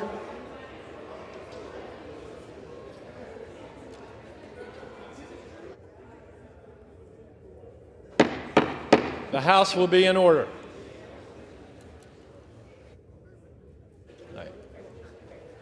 For what purpose does the gentlewoman from Ohio seek recognition? Mr. Speaker, I ask unanimous consent to address the House out of order, please. Without objection, the gentlewoman is recognized. Today I rise along with my dear colleagues on both sides of the aisle as Dean of the Ohio delegation with a very grateful but heavy heart as we honor the memory of our distinguished past former Ohio colleague, Congressman David Hobson, who passed away on October 6, 2024. David was a true patriot, dedicated to accomplishing innovative and tangible results in projects of merit. To all his colleagues, he was a personal friend whose impact will be felt for generations. He embodied a joy of life. It was fun to know Dave, and he devoted his life to his family and serving the people of Greater Springfield and Ohio. His 18-year tenure in Congress was marked by his enthusiasm, remarkable perseverance, and relentless commitment to achieve results as he ascended to significant roles, including as ranking member of the House Appropriations Subcommittee on Energy and Water Development and chair of its Subcommittee on Military Construction. He distinguished himself with unwavering dedication to the defense and sustainment of our country. What set David apart was his precious ability to work across the aisle. And this is a legacy other members could do well to learn from. He not only valued bipartisanship, he thrived on it. His achievements from the shores of Normandy, France, to Springfield, Ohio's betterment, and are a testament to his profound tenacity, legacy of service, and leadership. His wit and humor brought light to our discussions, and his insights were invaluable. We all will sorely miss his visits, his laughter, and his unceasing efforts to improve the living conditions for his constituents and all of America. Today, all of us extend our deepest sympathies to his beloved wife, Carolyn, his children, Susan, Lynn, and Doug, his family, constituents, and friends. And we remember Congressman Hobson today. Let us carry forward his exemplary spirit of service and dedication, and may his soul rest in eternal peace. May his legacy inspire us all. And I ask my colleagues if they could please join us in a moment of silence in recognition of his good life.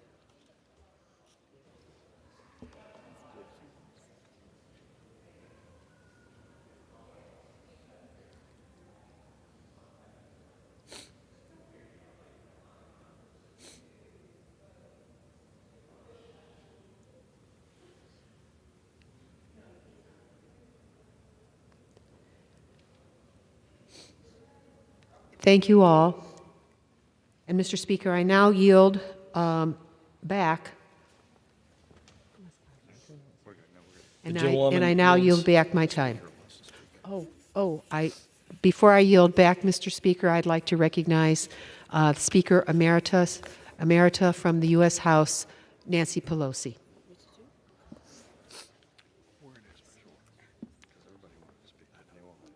Thank you very much, Congresswoman Capter, for calling to the attention of our colleagues the distinguished service of David Hobson. When you said he worked across the aisle, that's exactly what he did, with respect for the dignity and worth of the views of all of us in this body. I had the privilege of traveling with him to theaters of war with him and Jack Murtha, his pal.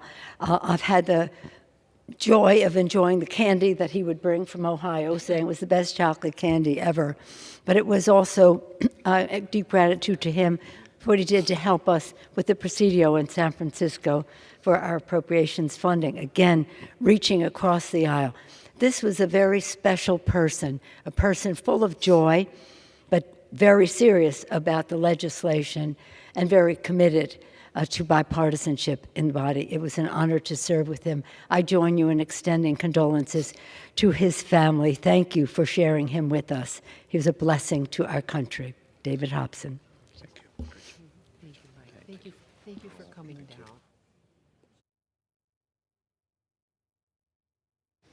The gentlewoman from Ohio yields back. Pursuant to Clause 8 of Rule 20, the chair will postpone further proceedings today on the additional motion to suspend the rules if a recorded vote or the yeas and nays are ordered, or if the vote is objected to under Clause 6 of Rule 20. The House will resume proceedings on the postponed question at a later time. For what purpose does the gentleman from Louisiana seek recognition? Mr. Speaker, I move that the House suspend the rules and pass the Senate Bill 1510. The clerk will report the title of the bill. Senate 1510, an act to amend provisions relating to the Office of the Inspector General of the Government Accountability Office and for other purposes. Pursuant to the rule, the gentleman from Louisiana, Mr. Higgins, and the gentleman from Maryland, Mr. Raskin, each will control 20 minutes. The chair recognizes the gentleman from Louisiana. Mr. Speaker, I ask unanimous consent that all members have 5 legislative days in which to revise and extend their remarks and include extraneous material on this measure. Without objection. I yield myself such time as I may consume. The gentleman is recognized. Thank you, Mr. Speaker. I rise in support of Senate Bill 1510, the GAO Inspector General Parity Act. 2 years ago, Congress passed sweeping bipartisan reforms for the Inspector General community. Those reforms, passed in the fiscal year 2023 NDAA, provided critical reforms to enable both the independence of federal agency inspectors general and proper congressional oversight over their activities. As a legislative branch entity, the Government Accountability Office's Inspector General was not included in those reforms. H.R. 5300 fixes that by providing the GAO Inspector General the same resources and oversight now provided to other IGs across the government. Those reforms include requiring the head of GAO to notify the Congress if GAO Inspector General is to be removed or transferred, providing Congress the knowledge it needs to weigh in on such decisions if necessary. I encourage my colleagues to support this bill, and I reserve the balance of my time. The gentleman reserves. The gentleman from Maryland is recognized. Thank you very much, Mr. Speaker. I yield myself such time as I may consume. Without objection. I rise in support of H.R. 1510, the General Accounting Office Inspector General Parity Act. I want to commend both Senator Michael Braun for introducing the bill and also my colleagues, Representative Robert Garcia and Lisa McClain, for introducing the House companion. I now yield to the distinguished gentleman from California, Mr. Garcia, for 2 minutes to explain the bill. The gentleman is recognized. Thank you, Mr. Speaker. I rise today to urge the House to pass the bipartisan Government Accountability Office Inspector General Parity Act. Now, the GAO, of course, is an independent, nonpartisan agency responsible for monitoring government operations to detect waste, fraud, and abuse. Now, like other federal agencies, the GAO has an Inspector General watching over their operations, conducting audits, improving efficiency, and assuring the agency follows the law. Now, Congress has in the past several years made important reforms to strengthen the Inspector General systems for all of our agencies, to guarantee their independence and to make sure they have the resources and the tools that they need. Now, those reforms, regrettably, did not apply to the GAO. So our bill is a simple and bipartisan fix to correct these oversights. Among other reforms, we're going to ensure that the GAO has the independent general counsel that they need to communicate budget requests directly with Congress without any sort of interference. Now, the bill did pass the Senate unanimously, thanks to the Senate sponsors, Senator and now Governor-elect Mike Braun, and Homeland Security and Government Affairs Chairman Gary Peters. In the House, I'm grateful for the support of Chairman Comer, Ranking Member Raskin, and my House co-lead, Representative McClain of Michigan. This bill passed unanimously by voice vote from the Oversight Committee, and now I urge adoption of this long overdue bill to send to the President's desk and urge it to become law. I yield back. Gentleman yields. Yeah, and we will yield back the remainder of our time. The gentleman yields. The gentleman from Louisiana is recognized. Mr. Speaker, I have no further speakers on this bill, and I'm prepared to close. The gentleman has the only time remaining. The gentleman has the only The gentleman has the only time remaining. Thank you, Mr. Speaker. I encourage my House colleagues to support this common sense bill to support the GAO Inspector General in carrying out their oversight mission. I yield back the balance of my time. The gentleman yields. The question is, will the House suspend the rules and pass Senate 1510? Those in favor say aye. Those opposed, no. In the opinion of the chair, 2/3 being in the affirmative, the rules are suspended, the bill is passed, and without objection, the motion to reconsider is laid on the table.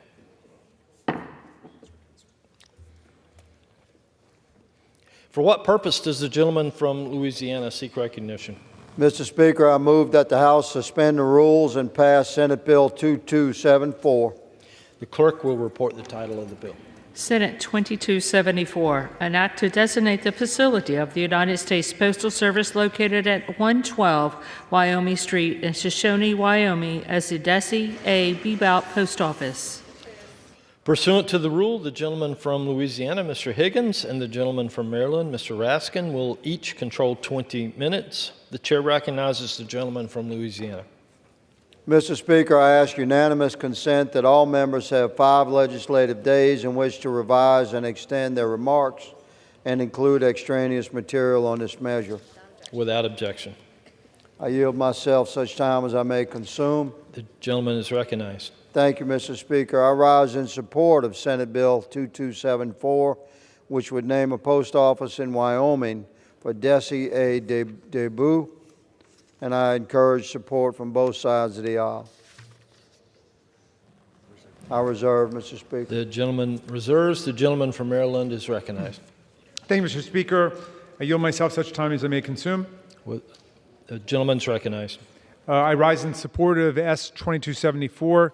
Desi Bebout was a lifelong public servant, and this legislation would honor her legacy by naming a post office in Shoshone, Wyoming after her. We support this legislation, and I yield back the balance of my time. The gentleman yields. The gentleman from Louisiana is recognized. Mr. Speaker, I have no further speakers on this bill, and I'm prepared to close.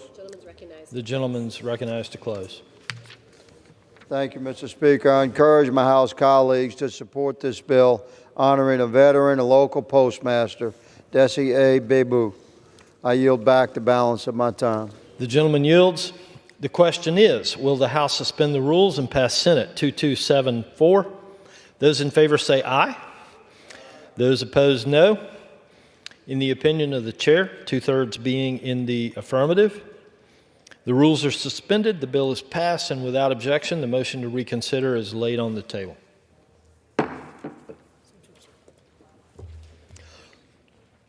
For what purpose does the gentleman from Louisiana seek recognition? Mr. Speaker, I move that the House suspend the rules and pass Senate Bill 3267. The clerk will report the title of the bill. Senate 3267, an act to designate the facility of the United States Postal Service located at 410 Dakota Avenue South in Huron, South Dakota, as the First Lieutenant Thomas Michael Martin Post Office Building. Pursuant to the rule, the gentleman from Louisiana, Mr. Higgins, and the gentleman from Maryland, Mr. Raskin, each will control 20 minutes. The chair recognizes the gentleman from Louisiana. Mr. Speaker, I ask unanimous consent that all members have 5 legislative days in which to revise and extend their remarks and include extraneous material on this measure. Without objection. I yield myself such time as I may consume. The gentleman is recognized. Thank you, Mr. Speaker. I rise in support of Senate Bill 3267, which would name a post office in South Dakota for First Lieutenant Thomas Michael Martin. I encourage support on both sides of the aisle, and I reserve the balance of my time. The gentleman reserves. The gentleman from Maryland is recognized. Thank you, Mr. Speaker. I yield myself such time as I may consume. The gentleman's recognized. And I rise in support of S 3267, which would honor the enduring legacy of First Lieutenant Thomas Michael Martin by naming a post office building in Huron, South Dakota after him. He enlisted in the U.S. Army in 1998 and pursued his military and academic education at West Point. He completed his armor officer basic training at Fort Knox and served as a dedicated armor officer. Tragically, while conducting combat operations in Iraq in support of Operation Iraqi Freedom, First Lieutenant Martin was killed in action on October 14, 2007. He was 27 years old. I support this legislation, and I'll yield back the balance of my time. The gentleman yields. The gentleman from Louisiana is recognized. Mr. Speaker, I have no further speakers on this bill. I'm prepared to close. The gentleman is recognized to close. Thank you, Mr. Speaker. I encourage my House colleagues to support this bill honoring First Lieutenant Thomas Michael Martin.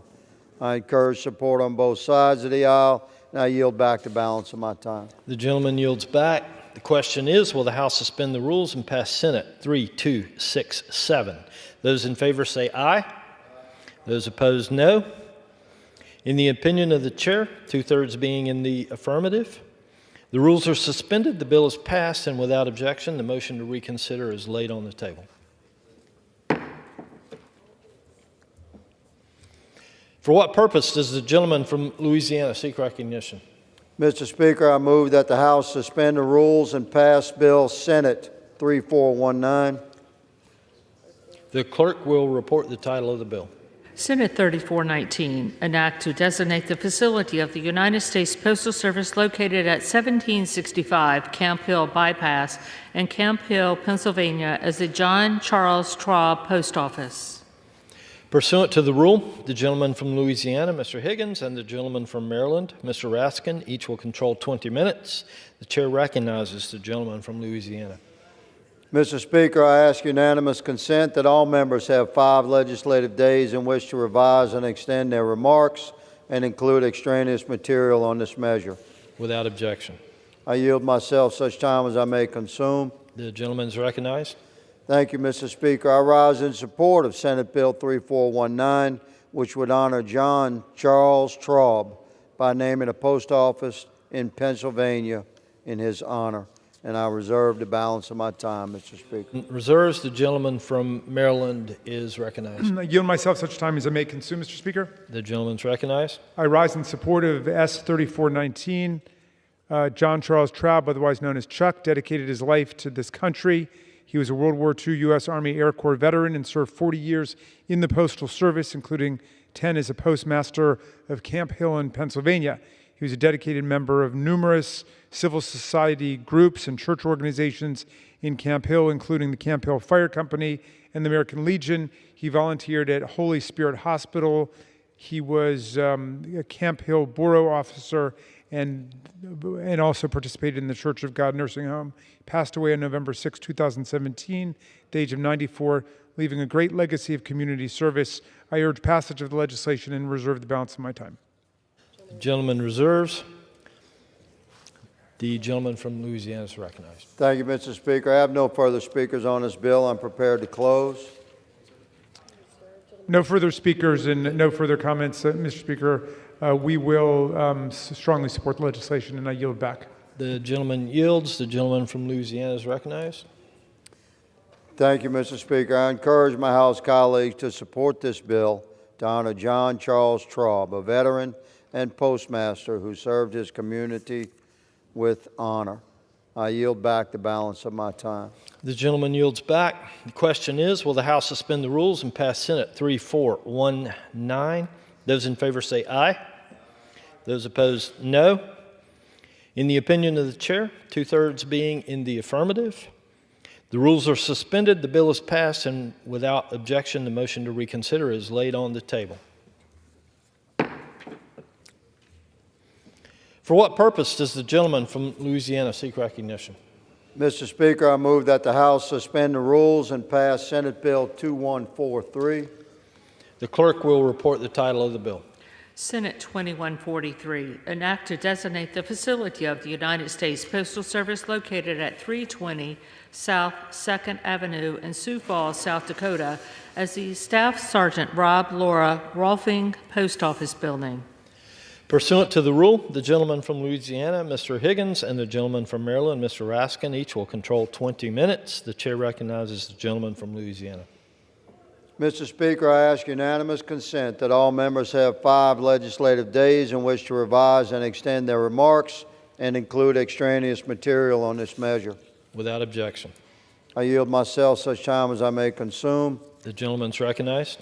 Thank you, Mr. Speaker. I rise in support of Senate Bill 2143, which names a post office in South Dakota for Staff Sergeant Rob Laura Rolfing, who served with honor. I urge support on both sides of the aisle, and I reserve the balance of my time. The gentleman reserves. The gentleman from Maryland is recognized. Thank you. I yield myself such time as it may consume. The gentleman's recognized. I'm rising in support of Senate Bill 2143. Staff Sergeant Rob Rolfing studied astronomy and physics at Vassar. He enlisted in the U.S. Army in January 2023, was stationed in Fort Campbell in Kentucky with the 101st Airborne. He completed his first tour in Iraq before joining the Special Forces, where he earned his Green Beret at the age of 29 on June 20th, 2007. Staff Sergeant Rolfing was killed in action in Iraq.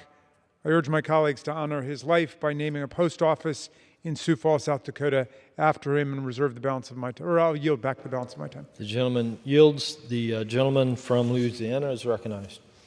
Mr. Speaker, I have no further speakers on this bill, and I'm prepared to close. The gentleman's recognized to close. Thank you, Mr. Speaker. I encourage my House colleagues to support this bill to honor Staff Sergeant Rolfing, who paid the ultimate sacrifice in protecting our country. I yield the balance of my time. The gentleman yields back. The question is, will the House suspend the rules and pass Senate 2143? Those in favor say aye. Those opposed, no. In the opinion of the chair, 2/3 being in the affirmative, the rules are suspended, the bill is passed, and without objection, the motion to reconsider is laid on the table.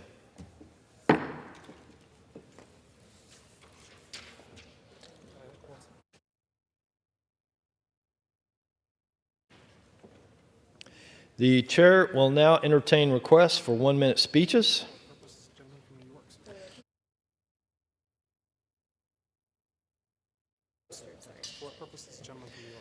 For what purpose does the gentleman from New York seek recognition? I ask unanimous consent to address the House for 1 minute and to revise and extend my remarks. The gentleman's recognized for 1 minute. Mr. Speaker, today I rise to honor the life of Dario Vasquez, a courageous young man from Pomona, New York, who tragically lost his life at just 18 years old. Dario was a dedicated parks and recreation aide with the New York State Parks Department and a selfless volunteer with the Wildland Fire Crew, who gave his life battling a wildfire in Sterling Forest in Greenwood Lake. A 2024 graduate and captain of the Ramapo High School varsity baseball team, Dario was a true leader, beloved by his teammates, coworkers, and friends alike. His coach described him as authentic, a young man who inspired everyone around him with his kindness, strength, and unwavering dedication. Dario was a star player and a beloved son, brother, and friend. He had big dreams, plans for college, hopes for the future, all left tragically unfulfilled. At his vigil, family, friends, and community members gathered to remember a young man who embodied the spirit of service and who bravely gave his life to protect our Hudson Valley community. May Dario Vasquez rest in peace. Mr. Speaker, I yield back. The gentleman yields. For what purpose does the gentleman from California seek recognition? Speaker, address the body for 1 minute without objection. Without objection, the gentleman is recognized for 1 minute. Mr. Speaker, today I rise to celebrate the 100th anniversary of La Purísima Catholic Church. That's 100 years of service to our community in the city of Orange. Established in 1924, the church originally served local residents and seasonal migrant farm workers from Mexico. And as the city of Orange grew, so did La Purísima. It adopted to meet the needs of its new parishioners, leading some of the first trilingual services in the Diocese of Orange County. Today, I ask my colleagues to join me in recognizing La Purísima Catholic Church for 100 years of great service, and we're looking forward to the next 100 years. Congratulations, service well done. Mr. Speaker, I yield. The gentleman yields back. For what purpose does the gentleman from Tennessee seek recognition? Thank you, Mr. Speaker. I seek unanimous consent to address the House for 1 minute to revise and extend my remarks. Without objection, the gentleman is recognized for 1 minute. Mr. Speaker, I want to recognize Brooke Cottrell from Corrington, Tennessee, or as we say, Carrington if you're from there, Tennessee, who recently graduated from Lincoln Memorial University as a physician's assistant. She's the daughter of my good friend Scott Moore, and Brooke has always been a very good student. She graduated from Gibbs High School as their valedictorian in 2015 and attended East Tennessee State University, where she graduated in 2018 before heading to LMU.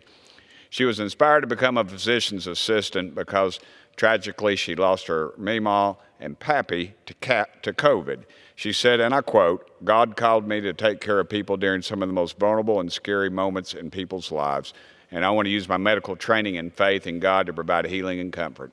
Along with her academic achievements, Brooke has a heart to help those in need. She has spent a lot of her time working with the local community organizations to help folks who are less fortunate. She wants to use her career to continue taking care of East Tennesseans who need it most. Brooke is a true Tennessean, so of course she loves the country life, farming, and UT football. She enjoys the opportunity to take in the natural beauty of East Tennessee while hiking and spending time with her dogs Enzo and Biscuit.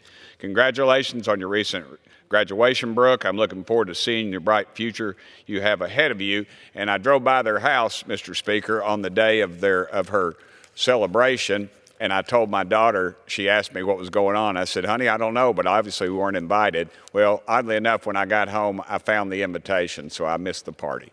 Thank you, Mr. Speaker. I yield back. The gentleman yields. For what purpose does the gentleman from California seek recognition? Without objection, the gentleman is recognized for 1 minute.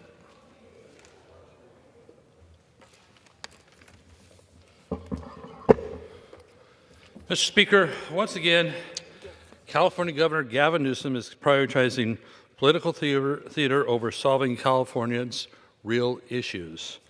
While he's busy here in Washington touting his so-called Trump-proofing efforts, Californians are struggling under the weight of his failed policies.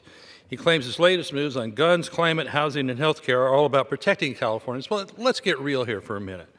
Newsom's high-cost rail project, the high-speed train, is costing 4 times what originally was projected, over budget, and many years behind schedule. Keeps pushing for more taxpayer funding for that. The California Air Resources Board, known as CARB, is coming down with even more rules that are driving the cost of fuel. California is already about $1 a gallon higher than the rest of the country, maybe $1.50. They just added rules the other day that will raise it anywhere from 47 to 65 cents per gallon or even more because of some climate change rule. Now, are they kind of tone deaf to what just happened? Not to electioneer here, but the people of this country spoke loudly that they're tired of unnecessary pain being inflicted upon them by government. And the state of California is stepping up to do that even more so, and they want the federal government to help them with EPA and more waivers to do this kind of stuff that's going to hurt families, hurt industry. I yield back.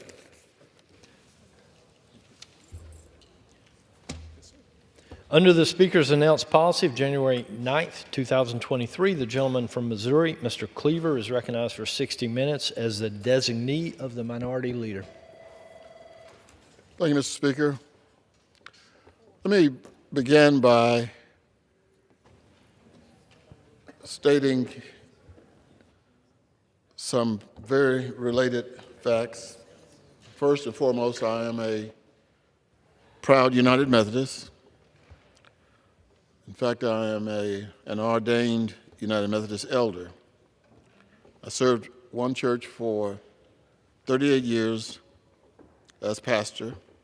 The church, St. James United Methodist Church, is located in Kansas City, Missouri.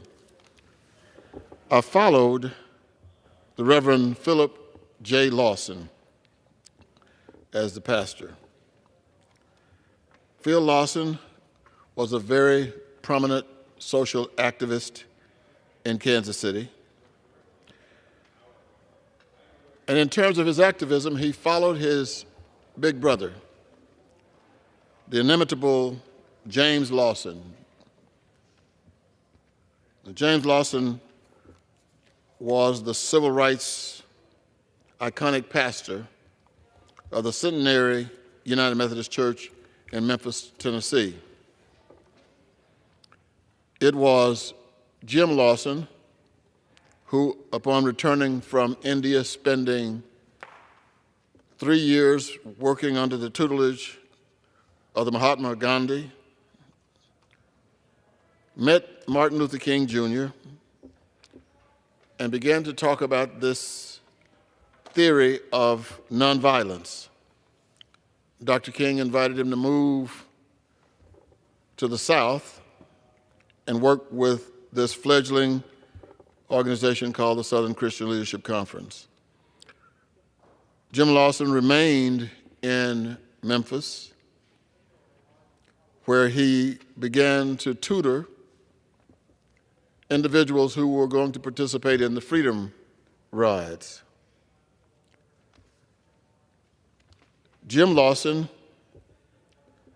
was a major human being, and he is someone who helped give me guidance I needed as a young person becoming involved in not only the United Methodist Church, but the Southern Christian Leadership Conference. Jim Lawson was so prophetic that all of the young people, including our own John Lewis, who served here with us for many years, for several decades. And it was a pleasure of mine when I left the mayor's office in Kansas City to be given a radio program that was broadcast live in Kansas City from Union Station, and I brought in various guests. My first guest was the Reverend James Lawson. I talked about things that I thought people wanted to know. He's the pastor who invited Martin Luther King to Memphis when Dr. King was killed. He is also the first layperson to go in and meet with James Earl Ray. He is the person who, after the assassination of Dr. King, created all of the national attention, not only on the assassination, but on the movement. James Lawson died a few months ago at the age of 95. We thank God for giving him those years.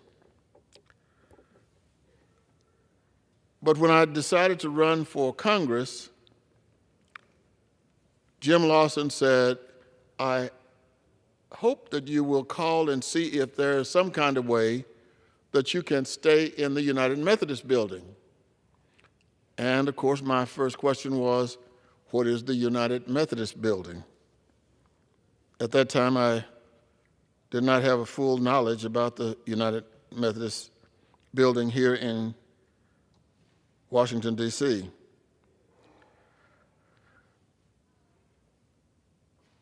But decades ago, there was a man with tremendous vision in the early 1900s, the Reverend Clarence True Wilson, who had this vision of a building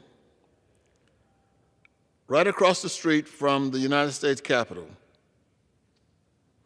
This building was initially supposed to be the headquarters of the Methodist Episcopal Church's efforts to pass the laws relating to prohibition. I guess I should say first that it didn't work. But I don't think we Methodists should be upset because the prohibition God gave Adam and Eve didn't work either.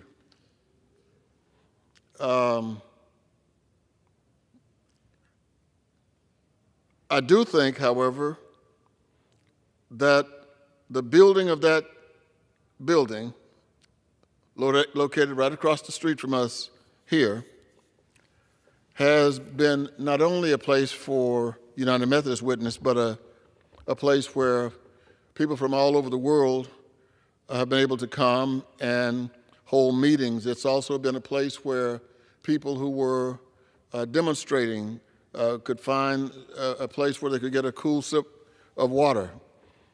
It was a place where people in emergencies could come in. It was a place of refuge, and frankly, it still is a place of refuge. I think a part of the definition of what that Methodist building became was a result of the March on Washington in 1968. People came to the March on Washington, mainly Methodists, gathered around the Methodist building and in the Methodist building. And it was a place where Native Americans were able to gather later for demonstrations and where they could come and discuss the major issues. And I was fortunate enough to bump into Jim Winkler, who responded to my inquiry about living in the Methodist building. And I am proud and pleased to say that was 20 years ago. 20 years ago, I came to Washington and moved into the United Methodist building at 110 Maryland Avenue Northeast, right across the street from this Capitol. And I will have to say, many of my early mornings were started before I wanted to start my early morning, because it's also right across the street from the United States Supreme Court. And the protesters will quite often ignore my sleeping pattern and will begin to protest in the wee hours of the morning. That I would say 6 o'clock is wee hours of the morning for me. And I think that people have come now, here we are all these years later, over 100 years now, 100 years. The Methodist building stands as a monument not only to a denomination, but for a large piece of the United States population. And that is the population of people who believe that we all have the right to worship as we please. It's a part of the legislative and founding articles of the United States. And people will be able to come by the Methodist building, and I tell people, because some people say that we have sometimes controversial messages out in front of the building, and I like to tell them, if you stay around long enough and walk by here long enough, you will finally see something that you like. There'll be some kind of sign there that you can embrace. But all of those messages that are placed there are messages that we believe helps to create the kind of government that all of us in reality would like to have, which is a free and just system of government and the right to worship as we choose. We are not keeping that building open for the purpose of proselytizing and trying to convert people to the United Methodist Church. It stands therefore as a United Methodist building, but it is open to every single person who desires to come into those doors. And there are coalitions. For example, Jim Winkler, who I spoke of earlier, chaired a coalition opposing the Iraq war during President George W. Bush's administration. But there were people who, at the same time, understood that the son of George W.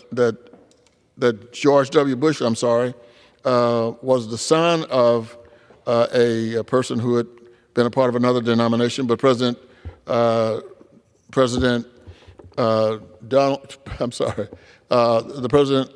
that time, President Bush, was a United Methodist.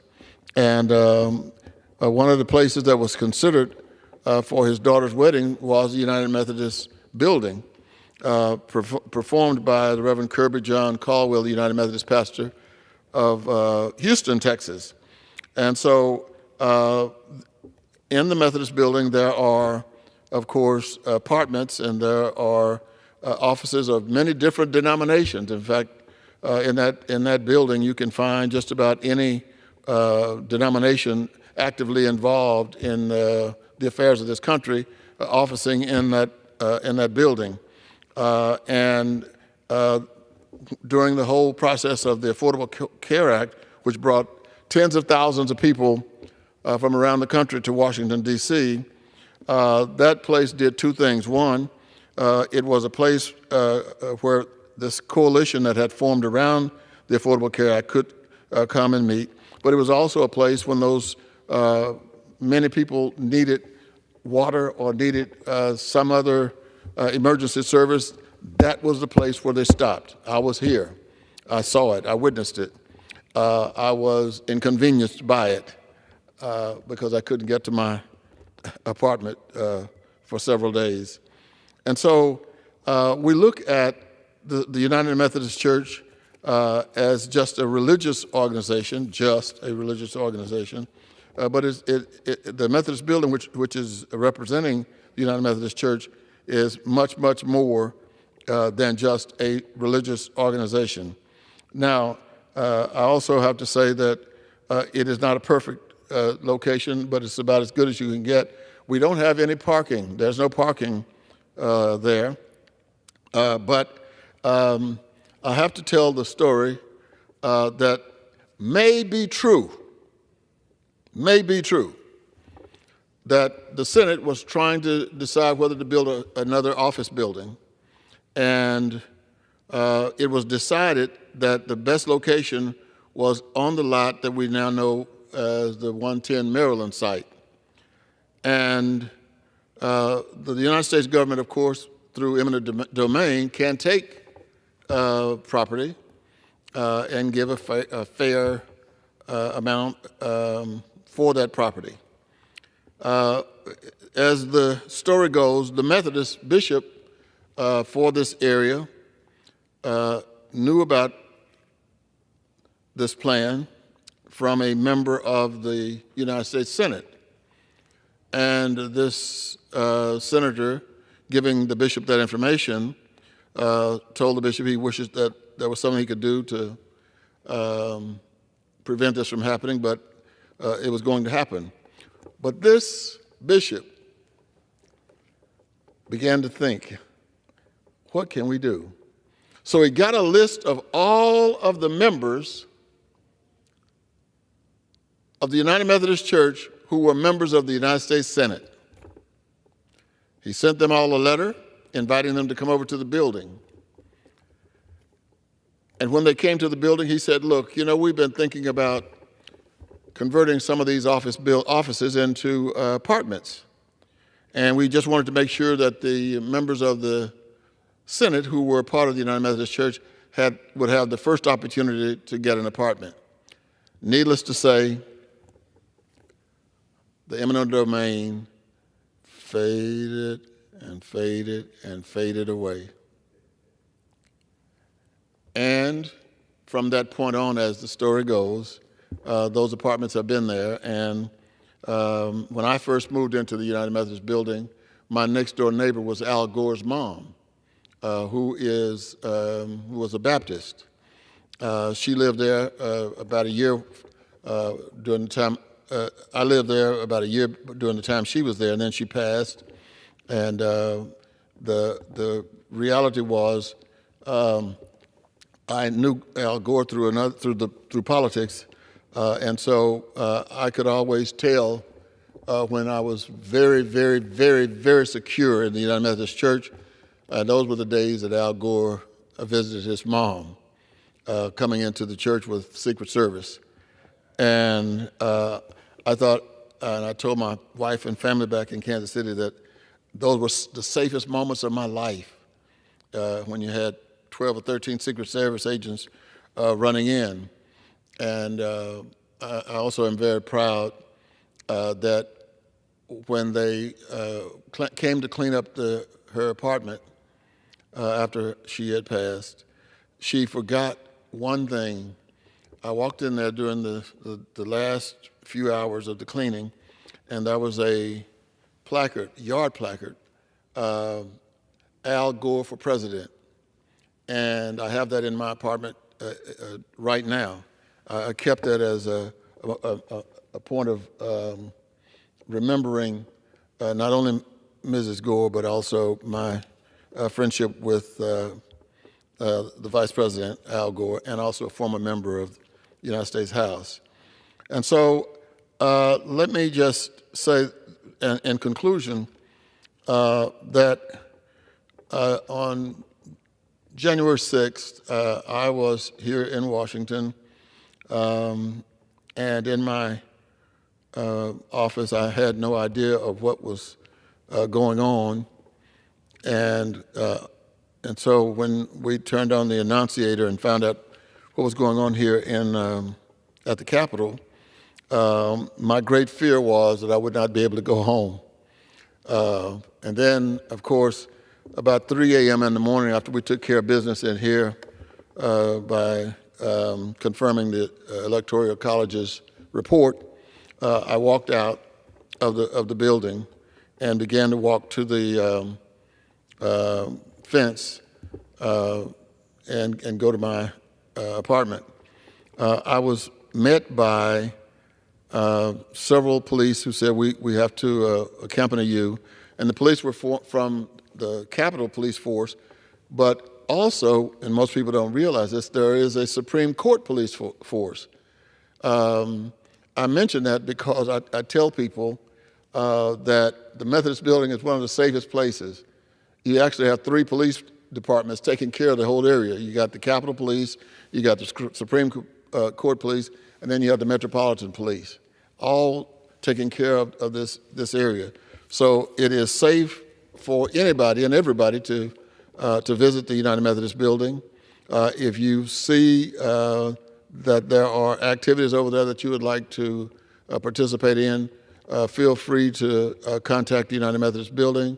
The building was there for one purpose, and since that purpose is no longer an issue in the United States, it serves many other purposes. And one of them is a place of refuge. I have performed 3 weddings in the building. I have baptized 2 people, including 1 member. And so the Methodist Building is a point of joy, not only for me, but for a number of people here. I baptized the children of Majority Leader Steny Hoyer's Chief of Staff, and I felt really good about performing weddings there because I have a 100% record there. Everybody that I married in the Methodist Building is still married. That's a hint to those of you who are watching this. Get married in the United Methodist Building. Thank you very much, Mr. Chairman.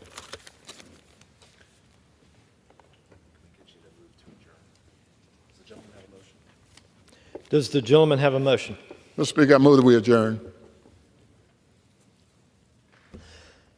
The question is on the motion to adjourn. Those in favor say aye.